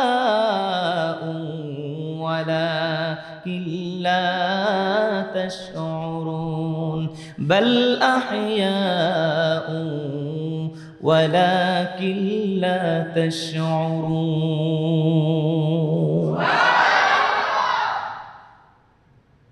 আল্লাহ পাক বলেন যারা দ্বীনের জন্য শহীদ হয়ে যায় কিসের জন্য? কথা বলেন কিসের জন্য? ফি সাবিলিল্লাহ, আল্লাহর পথে যারা নিজেরা শাহাদাতের পেয়ালা পান করে নিজেরা যারা জানটাকে দিয়ে দেয়, খবরদার তাদেরকে তোমরা মরা কইও না। কার কথা? তাদেরকে মরা বইল না। বাল আহইয়াউন, আল্লাহ পাক বলেন ওই বান্দাগুলো মরা বইল না, বান্দাগুলো আমি রব্বি কারীমের কাছে জিন্দা, কিন্তু তোমরা বোঝো না। তাহলে শহীদরে যদি হয় জিন্দা, তাই শহীদের চাইতে নবীদের মর্যাদা কম? কথা বলেন বাবা, কম? আজকাল তো শহীদ কত কামে শহীদ হয়। শহীদ জয়, শহীদ রঞ্জন দাস, হিন্দুরা শহীদ। কি যে একটা শহীদের একদম সিলসিলা শুরু হয়ে গেছে। হিন্দু বলে শহীদ হয়ে যায়। কি হিন্দু শহীদ হয়ে যায়? এত কথা বলে হিন্দুরা শহীদ হয়ে যায়। কত মানুষ চেয়ার থাবায় ধরার জন্য পিরান খাইয়ে মনে করে শহীদ, কথা কয় না। মনে করে মরলেই শহীদ। কি মরলেই শহীদ? কি মরে গেলেই শহীদ? আমার ইচ্ছে মতো তরিকায় শহীদের খাতায় নাম লেখানো যাবে না। আল্লাহর দ্বীন রক্ষায় আমার নিয়তটা কেমন ছিল, সেই নিয়ত মজবুত হলে আমি শহীদ। ঠিক আছে, কথা বলেন ঠিক? মুসলিম শরীফের ভিতরে এসে আল্লাহর হাবিব বলেন কিয়ামতের ময়দানে প্রথমত একজন ব্যক্তিকে কাঠগড়ায় দাঁড় করে বলা হবে, দাঁড়াও, তোমাকে আমি আল্লাহ পাক শক্তি দিয়েছিলাম বলে হা, ক্ষমতা ছিল বলে হা, শক্তি ছিল বলে হা, করছো কি? আল্লাহ তাআলা আপনি আমাকে যা দিয়েছেন তা দ্বারা দ্বীনের কাজ করেছি, যুদ্ধের ময়দানে দ্বীনের পথে জিহাদ করে করে আমি বিশাল দ্বীন বিজয় করার কাজে আমি অংশগ্রহণ করেছি। আল্লাহ পাক বলবেন কাযাবতা ইয়া আবদি, রে বান্দা সত্য কথা বলো না, মিথ্যুক, তুই একটা মিথ্যুক। তুমি দ্বীনের পথে যে ঝাঁপায় পড়ছো বলতেছো, সম্পদ দ্বীনের জন্য দিয়েছো বলতেছো, তুমি যে দ্বীনের পথে নিজের শক্তি ব্যয় করতেছো বলতেছো, তুমি করতেছিলে এই জন্য যাতে মানুষ তোমাকে মহাবীর বলে, তোমাকে বিশাল যোদ্ধা বলে, বিশাল মুজাহিদ বলে। এই সুনাম কামাই করার জন্য যুদ্ধের ময়দানে তুমি পোশাক গায়ে দিয়া লাভ দিয়ে পড়েছো, মানুষ তোমাকে বিশাল শক্তিশালী, বিশাল যোদ্ধা বলবে, মহাবীর বলবে। দুনিয়ার মানুষ তো তোমাকে বলা হয়ে গেছে, যা পাওয়ার তুমি দুনিয়াতে পেয়ে গেছো। আমি রব্বি কারীমের দরবার থেকে তোমার জন্য কিছুই নাই। ফাসহিবা আলা ওয়াজহিহি ফাউলকিয়া ফিন্নার। আর এমনকি ওই লোকটাকে আল্লাহ পাক বলবেন, রে ফেরেশতারা, ধর, শক্ত করে ধর, উপর করে জমিনের মধ্যে নিক্ষেপ কর, মাথার পিছন থেকে ধরে হাসরের ময়দানে তাকে জমিনের ভিতরে হাসলাইয়া আমি মালিকের জাহান্নামে নিক্ষেপ কর। কারণ ও যুদ্ধ করেছে নিজের শক্তি প্রচার করার জন্য, আমি আল্লাহকে খুশি করার জন্য করে নাই। তুমি শেয়ারের জন্য করেছো, ক্ষমতার জন্য করেছো, টাকার জন্য করেছো, নাকি আল্লাহর খুশির জন্য করেছো? জানে কে? বলেন বলেন বলেন, জানে কে? আমার আল্লাহর কাছে সব কিছু পুঙ্খানুপুঙ্খ হিসেব দিয়ে যেতে হবে। তুমি কয় নাম্বার শহীদ, সিরিয়াল নাম্বার কত, এটা কিয়ামতের ময়দানে পোলের গোড়ায় দেখা যাবে। কি জম্মুদ্বীপ পোলের গোড়ায়? হ্যাঁ, পুলসিরাতের গোড়ায় দেখা যাবে কে কয় নাম্বার শহীদ, সিরিয়াল নাম্বার কত। কি কষ্ট পাচ্ছেন? প্রিয় হাজিরিন, আসুন আলোচনা আবার পেছনে চলে যায়। আল্লাহ পাক তার দোস্তের পোস্টার লাগাইছেন, ওই আরশ আজিমের চৌখটে আল্লাহ তার দোস্তের নামের পোস্টার লাগাই দিয়েছে। সুবহানাল্লাহ। আগামী বছর কইয়েন জান্নাতের প্রত্যেকটি গেটে গেটে আল্লাহর নাম, পাশে আছে তার দোস্তের নাম। সুবহানাল্লাহ কোন? জান্নাতের গাছের পাতায় পাতায় নবীর নাম আছে, হুর গিলমানদের চোখের পাতায় পাতায় আমার নবীর নাম আছে। অতএব নবীর জিকির, নবীর স্মরণ এত সুউচ্চ মর্যাদায় যে আল্লাহ উঠিয়েছেন, ওই আল্লাহ আপনাকে আমাকে বললেন, এ বান্দা কুল বিফাদলিল্লাহ ওয়া বিরহমাতিহি ফাবিযালিকা ফালইফরাহু। আল্লাহ পাক তার দোস্তের মাধ্যমে জানাই দিলেন, ও আমার হাবিব আপনার আদর উম্মতকে বলে দেন, তারা আমি আল্লাহ থেকে দয়া পাইয়া আর রহমত পাইয়া, বলে জোরে কোন দয়া পাইয়া আর রহমত পাইয়া। ফদলুল্লাহ আর একটা হলো রহমাতুল্লাহ, আল্লাহর দয়া আল্লাহর অনুগ্রহ পাইয়া। এ আমার হাবিব আপনার উম্মতকে জানায় দেন, আমার পক্ষ থেকে দয়া পায়া, অনুগ্রহ পায়া, রহমত পায়া আপনার উম্মত যেন খুশি প্রকাশ করে, খুশি প্রকাশ করে, খুশি। এই খুশিটা কি আরবিতে কয় কি? খুশিটাকে আরবিতে বলে কি? এই খুশিটাকে আরবিতে বলে ঈদ। খুশিটাকে আরবিতে কি কয়? নবী রহমত হিসেবে পাই আমরা খুশি। কথা বলেন খুশি। নবীকে নিয়ামত পাই আমরা খুশি। এই খুশিকে আরবিতে কি কয়? ওলামায়ে কেরাম আছেন এখানে, খুশিটা আরবিতে কি কয়? যদি বলি নবীর আগমনে আমরা খুশি, বলে না, খুশি বলা যায়, কিন্তু ঈদে মিলাদুন নবী পাওয়া যাবে না। এই খুশি পাওয়া যাবে কিন্তু ঈদ পাওয়া যাবে না। আমি জিজ্ঞেস করি, ওই সদরঘাটে একজন রিক্সাওয়ালা লঞ্চ থেকে নামে রিক্সাওয়ালাকে বলতেছে, ভাই ঢাকা বিশ্ববিদ্যালয়ে যাবে? কয় স্যার চিনি না। আর একজন যাত্রী এসে বলতেছে, ভাই ঢাকা ইউনিভার্সিটিতে যাবা? হয় স্যার চিনি, চলো চলো। ওই রিক্সাওয়ালা মাগা ঢাকা বিশ্ববিদ্যালয় চেনে না, কিন্তু ঢাকা ইউনিভার্সিটি চেনে। কথা কাটা, বিশ্ববিদ্যালয় চেনে না, চেনে কি? এটা দুই জিনিস না, জিনিস দুইটা না।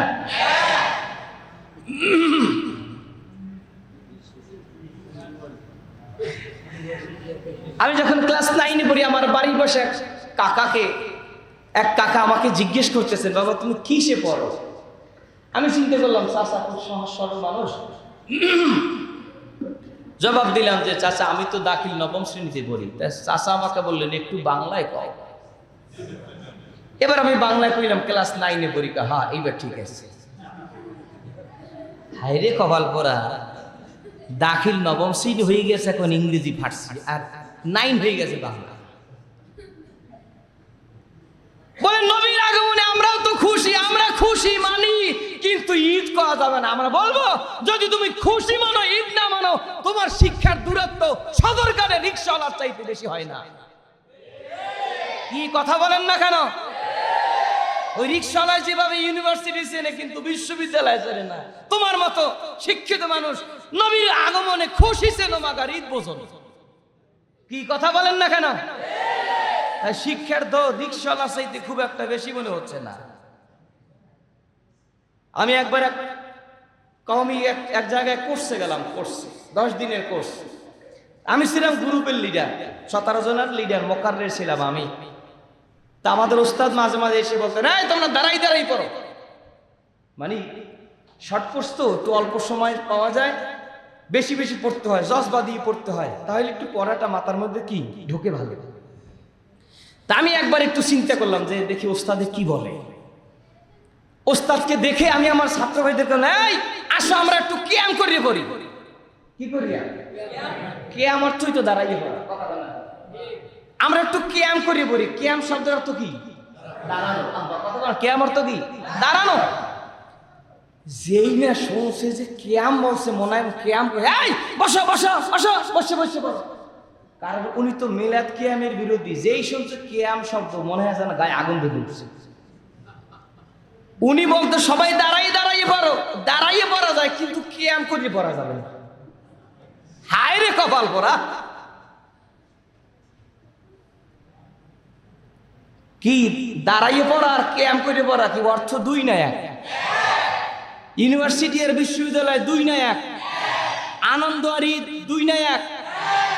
নবম আর ক্লাস 9 দুই না এক? তুমি ওইটা বোঝো এটা বোঝো না, হ্যাঁ? খালি নাকের গোড়ায় খালি বিদাতের গন্ধ তালাশ করে। যে ঈদে মিলাদুন নবী এটা মারাত্মক বিদাত, হায় রে হায়। নবীর আনন্দে আত্মহারা হয়ে, নবীর আগুনে আত্মহারা হয়ে খুশি প্রকাশ করা যাবে না। কিন্তু আমরা দেখেছি এদেশের কওমি উলামায়ে কেরাম একটা সুতা কাগজ পাইছে যে তারা দাওরা পাশ করলে মাস্টার্সের মান হয়ে যাবে। কি কথা কন না কেন? দাওরা পাশ করলে ইমের মান, একটা কাগজ পাইয়া 1 মাস ব্যাপী শুকরানা মাহফিল সারা বাংলার জমিনে শুকরানা মাহফিল চালাই গেছে। একটা সুতা কাগজ পাইয়ে খুশির সরে শুকরানা মাহফিল করা যায়। আর রহমাতুল লিল আলামিনকে तमाम জগতের রহমত হিসেবে পাইয়া নবীর মহব্বতে একটু আনন্দ প্রকাশ করা যায় না? তোমাদের মতো নেমো খারাপ উম্মত আর জমিনে হতে পারে না। আওয়াজ করে বলেন ঠিক না ঠিক? তুমি ওই সার্টিফিকেট পেয়ে আনন্দ মিছিল করেছো কেন? কারণ তখন যে সরকারি ছিল সে খুশি হইয়া খালি সার্টিফিকেট না আরো কিছু দিতে পারে। তাকে খুশি করা যায়, তাকে খুশি করার জন্য আরো শুকরানা মাহফিল করা যায়। হায় হায়, আমরা নবীর ঈদে মিলাদুন নবী উদযাপনে যে আনন্দ প্রকাশ করি, এতে দুনিয়ার কোন মানুষের হালুয়া রুটির জন্য না, দুনিয়ার মানুষের টাকার জন্য না, পয়সার জন্য না, আমার রসুলকে খুশি করতে, আমার আল্লাহকে খুশি করতে আমরা আনন্দের মিছিল করেছি। কথা বলেন ঠিক না বেটা? ওইটা করা যায়, এইটা করা যায় না। হ্যাঁ, খতমে বুখারী মাহফিল করা যায়, বুখারী শরীফ খতম করে মাহফিল করা যায়। সাহাবায়ে কেরাম বুখারী শরীফ খতম করে এরকম মাহফিল করছে না? কি বুখারী শরীফ ছিল? রাসূলুল্লাহ সাল্লাল্লাহু আলাইহি ওয়াসাল্লাম ইন্তেকালের হিজরতের 10ম বছর নবীজি ইন্তেকাল করলেন। সেই হিজরতের 194 হিজরিতে ইমাম বুখারী জন্ম নিয়েছে। কি কত হিজরি? নবীজি ইন্তেকালের 184 বছর পরে ইমাম বুখারী জন্ম হয়েছে। সুবহানাল্লাহ। 256 হিজরিতে যায় নবীজি হযরতে ইমাম বুখারী রাহমাতুল্লাহ ইন্তেকাল করেছেন। তো নবীজির ইন্তেকালের 184 বছর পরে ইমাম বুখারীর জন্ম। এরপরে তিনি বড় হয়ে বুখারী শরীফ সংকলন করেছেন। যেই সময় নবীর যুগ নাই, সাহাবী যুগে নাই, হ্যাঁ, তাবি যুগ শেষ হয়ে গিয়েছে। নবীজির ইন্তেকালের 184 বছর পরে ইমাম বুখারী জন্ম। তাহলে প্রায় 200 বছর পরে বুখারী শরীফ লেখা হলো, সংকলন হলো। সেই বুখারী শরীফ খতম কইরা খতমে বুখারী মাহফিল করা যায়। আর রাসূলুল্লাহর আগমনে নবীর প্রেম ভালোবাসা ঈদে মিলাদুন নবী করা যায় না, এরকম বেইনসেরি বক্তব্য বাংলার মানুষ শুনতে চায় না। কি কথা ঠিক না বা ঠিক? আমরা বিরোধিতার জন্য বিরোধিতা না, কিন্তু খবরদার আবেগের জায়গায় টান দিও না, নবীর প্রেমের জায়গা ধরে টান মেরো না। এই জগতের মধ্যে যারা রসুলকে ভালোবেসেছে, যারা রসুলকে আপন করেছে, তারা আল্লাহ পেয়ে গেছে। কি যারা নবীকে ভালোবেসেছে, নবীকে আপন করেছে, তারা কাকে পেয়ে গেছে? তারা আল্লাহ পেয়ে গেছে। এই জন্য আর যাই হোক, আমার জবান থেকে যেন রসুল বিদ্বেষী বক্তব্য না আসে। কথা বলেন, আমার কথায় যেন নবীর বিরুদ্ধে কোনো কথা না যায়, নবীর আদর্শের বিরুদ্ধে কোনো কথা না যায়। ওয়ামা আরসালনাকা ইল্লা রাহমাতাল লিল আলামিন, এই আয়াতের ব্যাখ্যার মধ্যে ইমাম আবু ঈসা হযরতে আবুল ফেদ ইবনুল কাসির রাহমাতুল্লাহ আলাইহি ব্যাখ্যা করলেন, মান ক্বাবালা রাহমান ওয়া যাকারা হাদিহি নি'মা সাইজা ফিদ দুনিয়া ওয়াল আখিরা। এ জগৎবাসী, নবীকে রহমত হিসেবে পাইয়া যারা নবীকে কলিজা দ্বারা গ্রহণ করবা, নবীর আদর্শকে যারা কলিজায় ধারণ করবা, আর নবীর প্রেমের কথা যারা বয়ান করবা, প্রচার করবা, নবীকে যারা প্রসারে নিজেদের জীবনটাকে কাটাই দিবা, আল্লাহ পাক তোমার দুনিয়াতেও সফলতা দিবেন, তোমার পরকালে জিন্দেগি ও জান্নাতি জীবন দান করবেন। তাহলে নবীর আদর্শ ধরতে পারলে লাভ না ছাড়িয়ে দিলে লাভ? এক বছর নবীর আদর্শ ধরলে লাভ না ছাড়লে লাভ? ওমান রাদ্দাহা ওয়া জাহাদাহা খাসিরা ফিদ দুনিয়া ওয়াল আখিরা। আবুল ফেদ ইবনুল কাসির রাহমাতুল্লাহ আলাইহি বললেন, যারা নবীর আদর্শ থেকে মুখটাকে ফিরিয়ে নেয়, নবীর আদর্শ নবীর তরিকা থেকে মুখ ফিরিয়ে নেয়, এরকম গোলাম জমিনে নাই? এক বছরে বলেন আছে না নাই? বলি ভাই রে, মাথায় সুন্নত তরিকায় টুপি পরো, মুখে নবীর সুন্নত তরিকায় দাঁড়িয়ে রাখো, তখন আমাদেরকে কতক ভাইরা বলে তোমরা খালি ইসলাম লইয়া আসো, দাড়ি টুপির মূর্তি। এবার আপনারা বলেন টুপি কি ইসলামের বাইরে? কথা কয় না। এই টুপিটা ইসলামের বাইরে? এই নবীর সুন্নত তরিকার দাড়ি কি ইসলামের বাইরে? সুন্নত তরিকার জুব্বা জামা কি ইসলামের বাইরে? সুন্নত তরিকার লুঙ্গি পাজামাটা কি ইসলামের বাইরে?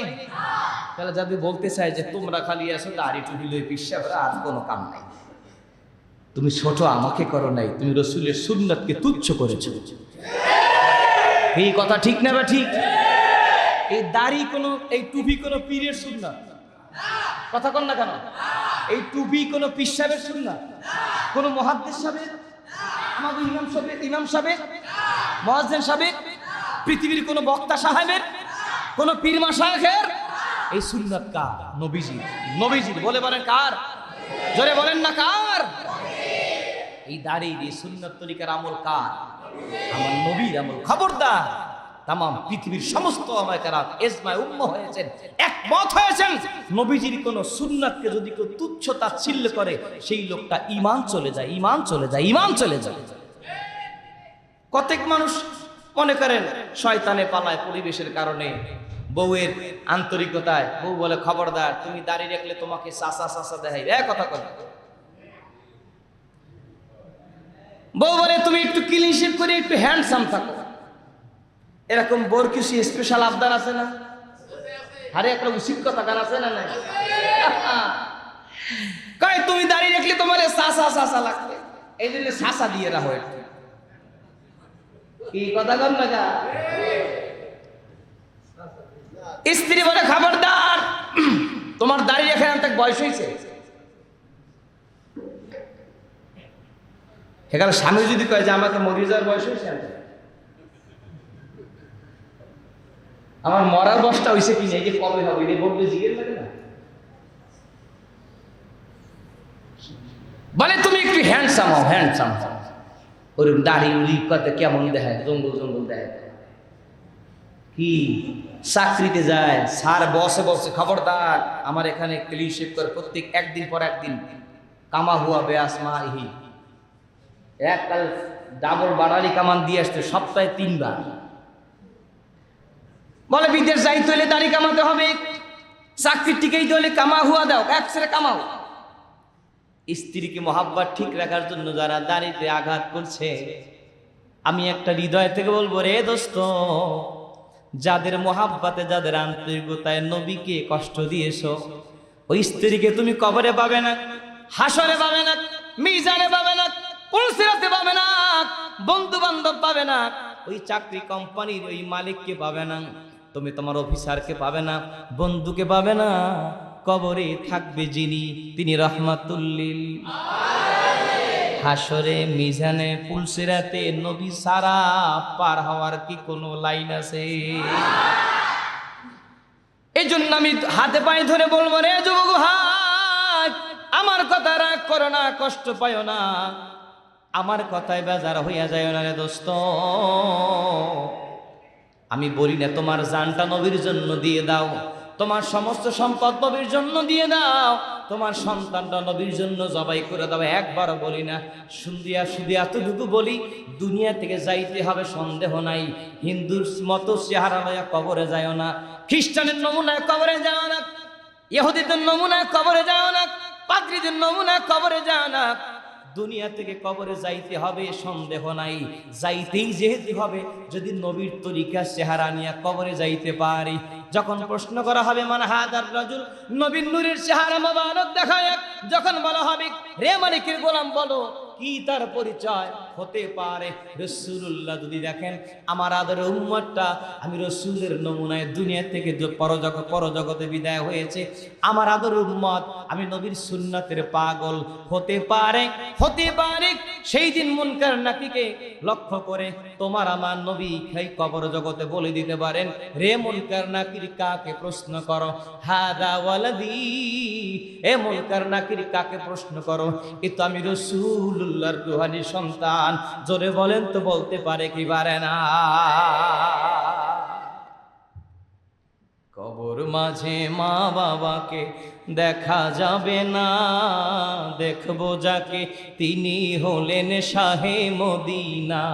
বলুন দেখবো যাকে তিনি হলেন শাহে মদিনা। ও ভাই বুঝবো তখন রসুল ছাড়া আপন কেহ না আমি, বুঝবো তখন নবী ছাড়া আপন কেহ না। আমার মরণ আসিবে কখন কেউ তো জানে না, আমার মরণ আসিবে কখন কেউ তো জানে না।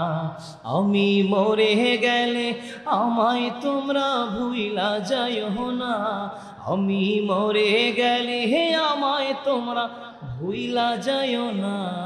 আমার মরণ আসিবে কখন কেউ তো জানে না, আমার মরণ আসিবে কখন কেউ তো জানে না। বলেন মারহাবা, আর যদি কেন মারহাবা। নবীর প্রেম আওয়াজ তুলে বলি ইয়া রাসূলুল্লাহ। ভাইরা আমার, দুনিয়ার জমিন থেকে বিদায় হতে হবে সন্দেহ নাই, কিন্তু নবীকে দেখতে দেখতে আমরা যাইতে চাই। কথা কন না কেন? মরণটা যে নবীকে দেখতে দেখতে হয়। নবীর প্রিয় সাহাবী হযরত খুবাইব রাদিয়াল্লাহু তাআলা, কাফেররা তাকে বন্দী করেছে। চক্রান্ত করে কিছু মুনাফিক প্রকৃতির মানুষ মক্কার কুরাইশ কাফেরদের হাতে তারা তুলে দিয়েছে হযরত খুবাইব রাদিয়াল্লাহু তাআলা আনহুকে। উহুদের যুদ্ধের কিছুদিন পরে হযরত খুবাইব রাদিয়াল্লাহু তাআলা আনহুকে কাফেররা বন্দী করেছে। রাসূলুল্লাহর কাছে বলা হয়েছিল, ইয়া রাসূলুল্লাহ, আপনি একদল প্রতিনিধি আমাদের জন্য দিয়ে দেন, যারা দ্বীনের দাওয়াত প্রদান করবে, যারা দ্বীন শিখাবে। আপনারা একদল সাহাবী আমাদের কাছে তুলে দেন, আমাদের এলাকার জন্য তালিমদাতা হবে। রাসূলুল্লাহ অল্প সংখ্যক সাহাবীদেরকে তাদের কাছে তুলে দিলেন, দ্বীনের জন্য, দ্বীনের তালিমের জন্য মুআল্লিম হিসেবে নিয়োজিত করলেন। কিন্তু বিষয়টা পুরো ছিল বানোয়াটি একটা বিষয়। কাফের মুশরিকরা হযরত খুবাইবকে ধরে বন্দী করেছেন, অন্যান্যদেরকে তারা হত্যা করে ফেলেছেন। হযরত খুবাইব রাদিয়াল্লাহু তাআলা আনহুকে পৃথিবীর জমিন থেকে বিদায় করে দেওয়া হবে। কাফেররা সে তাকে জিজ্ঞেস করলেন, এ খুবাইব, নবীজি তোকে বড় ভালোবাসতো, এ খুবাইব বলো তো দেখি, দুনিয়া থেকে বিদায় হওয়ার আগে তোমার কোনো মনে কোনো দাবি, কোনো চাহিদা, কোনো আশা আছে কিনা, থাকলে বলো। কতেক বলল না, এই মুহূর্তে যদি সে মুক্তি চায় তাহলে তো সে মুক্তি পেয়ে গেল না, এই কথা তাকে বলা যাবে না। বলে হ্যাঁ, যেহেতু আমরা বলেছি জিজ্ঞেস করি। হযরত খুবাইবকে জিজ্ঞেস করলেন, কি চাও তুমি বলো। হযরত খুবাইব রাদিয়াল্লাহু তাআলা আনহু বললেন, আমি চাই ওযু করে 2 রাকাত নামাজ আদায় করতে চাই, তোমরা আমাকে 2 রাকাত নামাজ পড়ার সুযোগ করে দাও।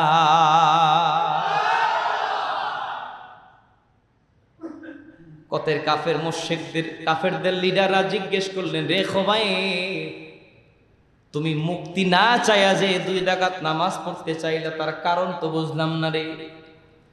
তুমি নিশ্চিত জানো তোমাকে আমরা মেরে ফেলব, এরপরেও তুমি নামাজ পড়তে চেয়েছো, মুক্তি চাও নাই, তার কারণ কি? হযরত খুবাইব রাদিয়াল্লাহু তাআলা আনহু বলেন, শোনো, আমার মরণ যার হাতে তিনি আমার আল্লাহ। দুনিয়ার কোন শক্তি আমাকে মারতে পারে না, আর আমার আল্লাহ যদি আমাকে দুনিয়া থেকে বিদায় করতে চায়, দুনিয়ার কোন শক্তি আমি খুবাইবকে বাঁচাইতে পারবে না। আমার আল্লাহ পাক বলেছেন, ইস্তাঈনু বিস-সাবরি ওয়াস-সালাহ ইয়া আইয়ুহাল্লাযীনা আমানু ইস্তাঈনু বিস-সাবরি ওয়াস-সালাহ ইন্নাল্লাহা মা'আস সাবিরিন।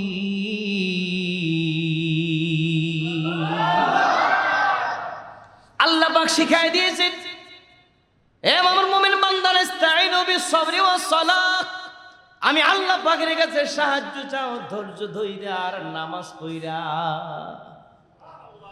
কি ধৈর্য ধইরা আর নামাজ পড়া? আমি আল্লাহ নামাজের মাধ্যমে তুমি আমি রব্বি কারীমের কাছে সাহায্য চাও।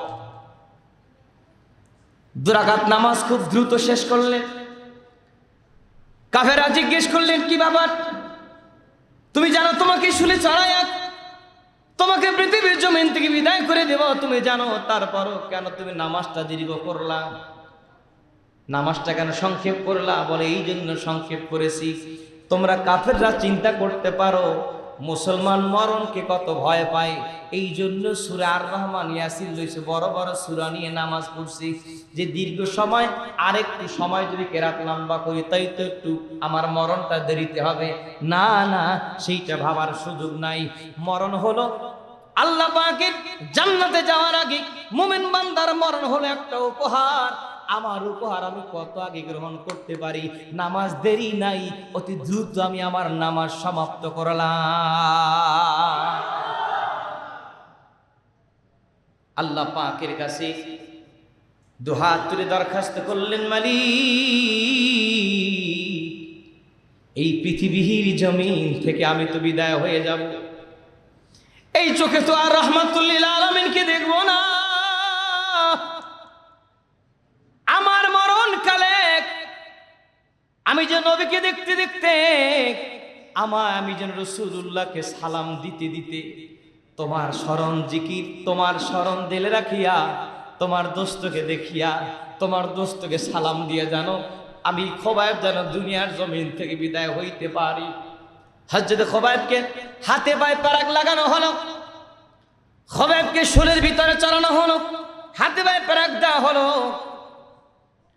তাকে লোহা মেরে গাছের সাথে শক্ত করে পেরাক নিয়ে তাকে আটকায় দেওয়া হলো।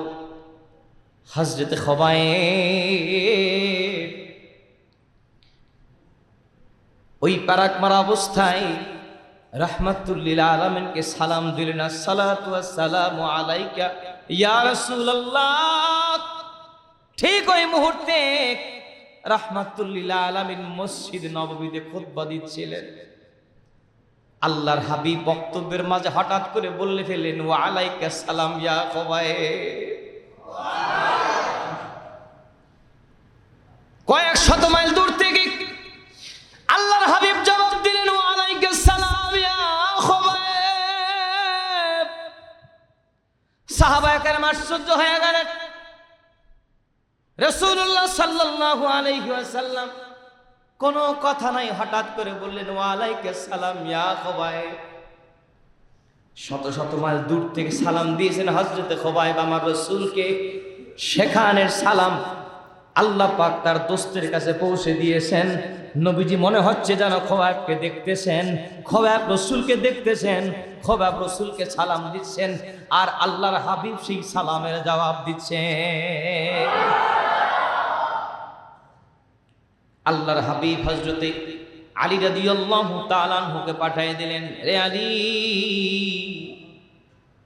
তুমি এবং মিকদাদ এই দুইজন চলে যাও, আমার খোবাইবের লাশ সেখান থেকে উদ্ধার করে নিয়ে আসবে। চতুর্দিকে শত শত কাফেরদের সৈন্যরা দাঁড়ানো, যেই না কাছাকাছি হযরত আলী রাদিয়াল্লাহু তাআলা আনহু চলে গেলেন, হযরত মিকদাদ রাদিয়াল্লাহু তাআলা আনহু দুইজন যখন কাছাকাছি হাজির, আল্লাহ রাব্বুল আলামিনের কত কুদরত! আল্লাহ পাক মুহূর্তের মধ্যে চতুর্দিকে দাঁড়িয়ে থাকা সৈন্যদের চোখে ঘুম দিয়ে দিয়েছেন। জোরে কান সুবহানাল্লাহ। এক দৌড়ে যায় ভিতরে ঢুকে হযরত খোবাইবের লাশ, তার হাত বডি থেকে পা থেকে প্যারাকগুলো ছুটায়া নিজেদের ঘোড়ার উপর একজন চড়ায়া, ঘোড়া হাতে টেনে টেনে হাতে নিয়ে, ঘোড়ার লাগাম হাতে নিয়ে পথ চলা শুরু করলেন। কিছু সময় পরে হঠাৎ করে কাফেরদের ঘুম ভেঙে যায়। হায় হায়, খোবাইবের লাশ যে দেখা যায় না। চিন্তা করলেন কি ব্যাপার, কোথায় যেতে পারে? নজর করে দেখলেন এই যে ঘোড়ার পায়ের দাগ দেখা যায়। তাহলে এই পথ দিয়ে কারা যেন খোবাইবের লাশকে চুরি করে নিয়ে যাচ্ছে। কাফেররা দ্রুত গতি দিক খোবাইবের লাশকে সেই কারা চুরি করে নিয়েছে তাদেরকে ধরে ফেলার জন্য তাদের ঘোড়াকে খুব দুর্দম গতিতে সামনে হাঁকায় সামনে যাওয়া শুরু করলেন। দূর থেকে দেখতেছেন হযরত আলী রাদিয়াল্লাহু তাআলা আনহু এবং হযরত মিকদাদ রাদিয়াল্লাহু তাআলা আনহু লক্ষ্য করলেন আমাদেরকে তো ধরে ফেলবে। তাহলে যুদ্ধের ময়দানের নিয়ম হলো যদি সম্ভব হয় তো বিজয়ী বেশে ফিরে আসবে। লাশ আনতে যাইয়া তোমরা দুইজন লাশ হয়ে যাবে তা নয়, বরং তোমরা তখন নিজেদের জীবন রক্ষার জন্য সেখান থেকে সরে আসবে। হযরতে মিকদাদ রাদিয়াল্লাহু তাআলা আনহু বললেন, রে ভাই আলী, কি করা যায়? আল্লাহর হাবিব তো মদিনাতুল মুনাওয়ারায়। হযরত আলী রাদিয়াল্লাহু তাআলা আনহু বলতেছে, আমি শুনতেছি আমার কানে আওয়াজ আসতেছে, রে আলী, হযরতে খোবাইবের লাশ জমিনে ছেড়ে দাও। রে আলী, খোবাইবের লাশ জমিনে ছেড়ে দাও, তোমরা ঘোড়া হাঁকায়া মদিনার দিকে চলে আসো। হযরত আলী রাদিয়াল্লাহু তাআলা আনহু বলেন, যখন আমরা সেই খোবাইবের লাশ যখন আমার উটের সেই ঘোড়ার পিঠ থেকে যখন নিচে ছেড়ে দিলাম, আমার আল্লাহ পাক জমিনকে নোটিশ করলেন, রে জমিন, আমার একজন শহীদকে জায়গা করে দাও। মুহূর্তের মধ্যে জমিন ভাগ হয়ে গেছে, হযরত খোবাইবের লাশ জমিন গ্রাস করে নিয়েছে। আরো জোরে বলি আল্লাহু আকবার। আলী রাদিয়াল্লাহু তাআলা তারা ঘোড়া হাঁকায় মদিনার দিকে চলে গেলেন। এখন দূর থেকে তো দেখছিল যে লাশ তো দেখা যায়, কিন্তু লাশটা পড়ার পরে কোন জায়গায় যে লাশটা মাটির ভিতরে লুপ্ত হয়ে গেছে, মাটির ভিতরে গ্রাস হয়ে গেছে, জায়গা কোথাও আলামত দেখা যায় না। শহীদের লাশ হেফাজত করেছেন কে? আল্লাহ। জোরে বলেন, কে করেছেন? প্রিয় হাজির, নবীর আশিক, নবীর প্রেমিক হই, হতে পারে আমার ভাঙ্গা ঘরও মরণকালে নবীর দেখা মিলে যেতে পারে। পারে না? আমার মরণকালে নবীকে দেখতে দেখতে যদি আমার মরণ হয়, মুখে কালেমা পড়তে পড়তে নবীকে চোখে দেখতে দেখতে আমার মতো একজন কাঙ্গাল অধমের যদি মরণ হয়, এই মরণটা একটা সার্থক মরণ। কি কথা ঠিক না বেঠি? এখন তো কত ভণ্ডরা মরার কালে দয়াল বাবারা দেখে দেখে মরতেছে। আরে কপাল করা,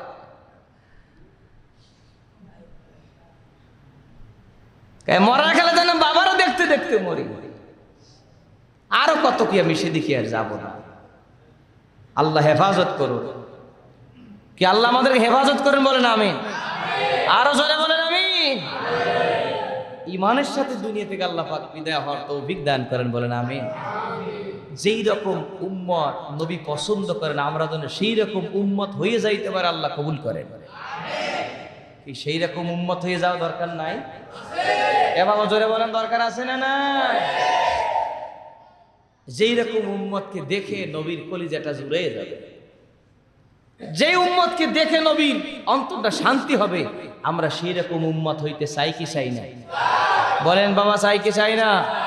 দু হাত তুলে বলেন, চাই কি চাই না? নারে তাকবীর। নবীর সাথে এক জান্নাতে যাইতে চাই? চাই। নবী বলেন, আমার সাথে এক জান্নাতে যাইতে হলে একটাই রাস্তা। কয়টা? কয়টা? হাত জাগান, কয়টা? মান আহাব্বা সুন্নতি ফাকাদ আহাব্বানি ওয়া মান আহাব্বানি কানা মাইয়া ফিল জান্নাহ। উম্মত ভালোবাসবা সুন্নাত, আমি নবীর সুপারিশে চলে যাবে নবীর সাথে এক জান্নাত। কি উম্মত যদি ধরে সুন্নাত, নবীর সঙ্গে হবে কি এক জান্নাত। কি নবীর সঙ্গে এক জান্নাত পাইতে হলে, এক জান্নাতে থাকতে হলে নবীর সুন্নাত ধরতে হবে না ছাড়তে হবে? এই জন্যই আমাদের যেই মহান ওলিদের আমরা প্রতিবেশী, কি কথা বলেন, যে মহান ওলিদের আমরা কি এই সারসিনা দরবারের নামই দারুস সুন্নাত।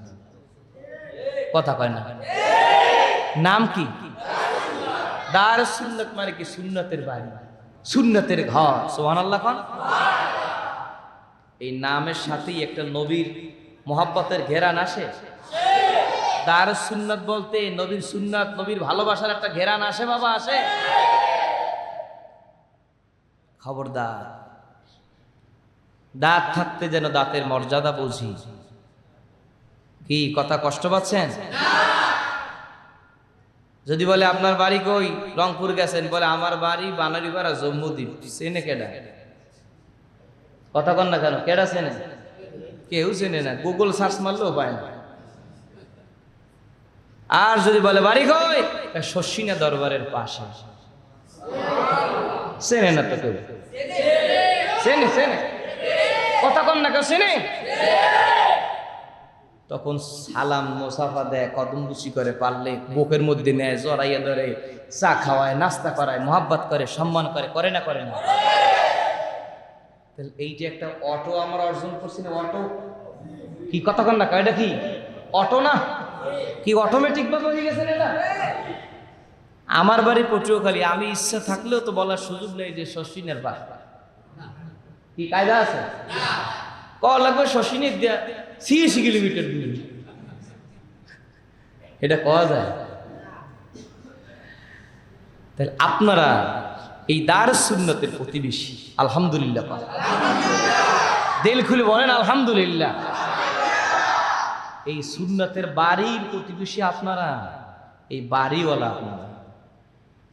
কি আমার এই কথাটা কি ভুল বললাম? এই বাড়িওয়ালা কারা? একটু সাহস করে কন না, আমরা বলেন কারা? বলেন বলেন বলেন কারা? কারা কার মনে করে এই দরবার আমরা, আমাদের দরবার? হাত তুলে বলি নারায়ে তাকবীর, সারসিনা দরবার শরীফ। এটা আমাদের বাড়ি, আমাদের ঘর, আমাদের দরবার। অতএব এই দরবার থেকে আমাদেরকে এই শত শত বছর ধরে যেই তালিম তালকিন, যেই তালিমি জলসা, জিকির আজকার, ওজিফা, মোরাকাবা, মুশাহাদা, হ্যাঁ, যে সুন্নত তরিকার আমল আমাদেরকে এই সব মহান ওলিদা আমাদেরকে দেখাইছেন, সেই পথ থেকে আমাদেরকে কি, আমরা কি অন্য পথে যাওয়ার কোনো সুযোগ আছে? দেখেন এই পথের পথিক হয়ে কত মানুষ আল্লাহর ওলি হয়ে গেছে। এই গুয়া রেখা, গুয়া রেখা, এই গুয়া রেখা আপনাদের এই স্বরূপকারী পাশে, স্বরূপকারী একটা গুয়া রেখা, বন দেয়ালি, নাম কি? শশিনা খেদমত করতে, তার জীবনী এখন আমরা অনেক শুনি, মুরব্বীদের কাছে শুনি। হুজুর কেবলা রহমতুল্লাহ আলাই তার জমানেও শুনেছি, দাদা হুজুর থেকেও শুনেছি যে নেসারুদ্দুর রহমতুল্লাহ আলাই তরিকার মাদ্রাসার একজন ছাত্র হয়েছে। শশিনা মাদ্রাসায় না, তরিকার মাদ্রাসায়। কি মাদ্রাসায়?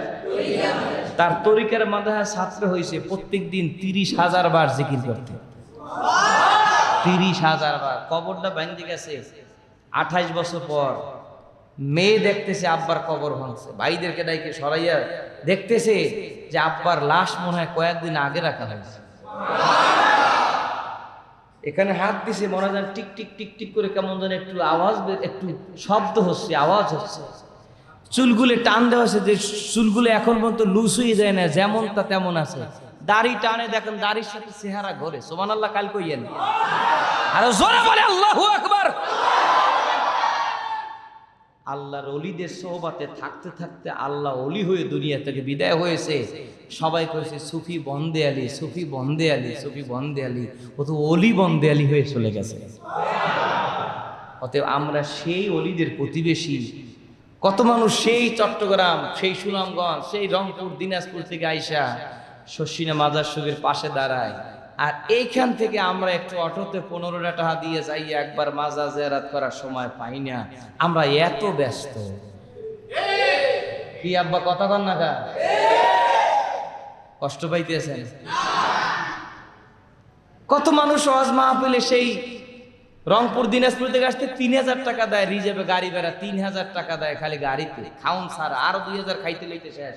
5000 টাকা লাগে তাদের আসা যাওয়া খাওয়া সহ।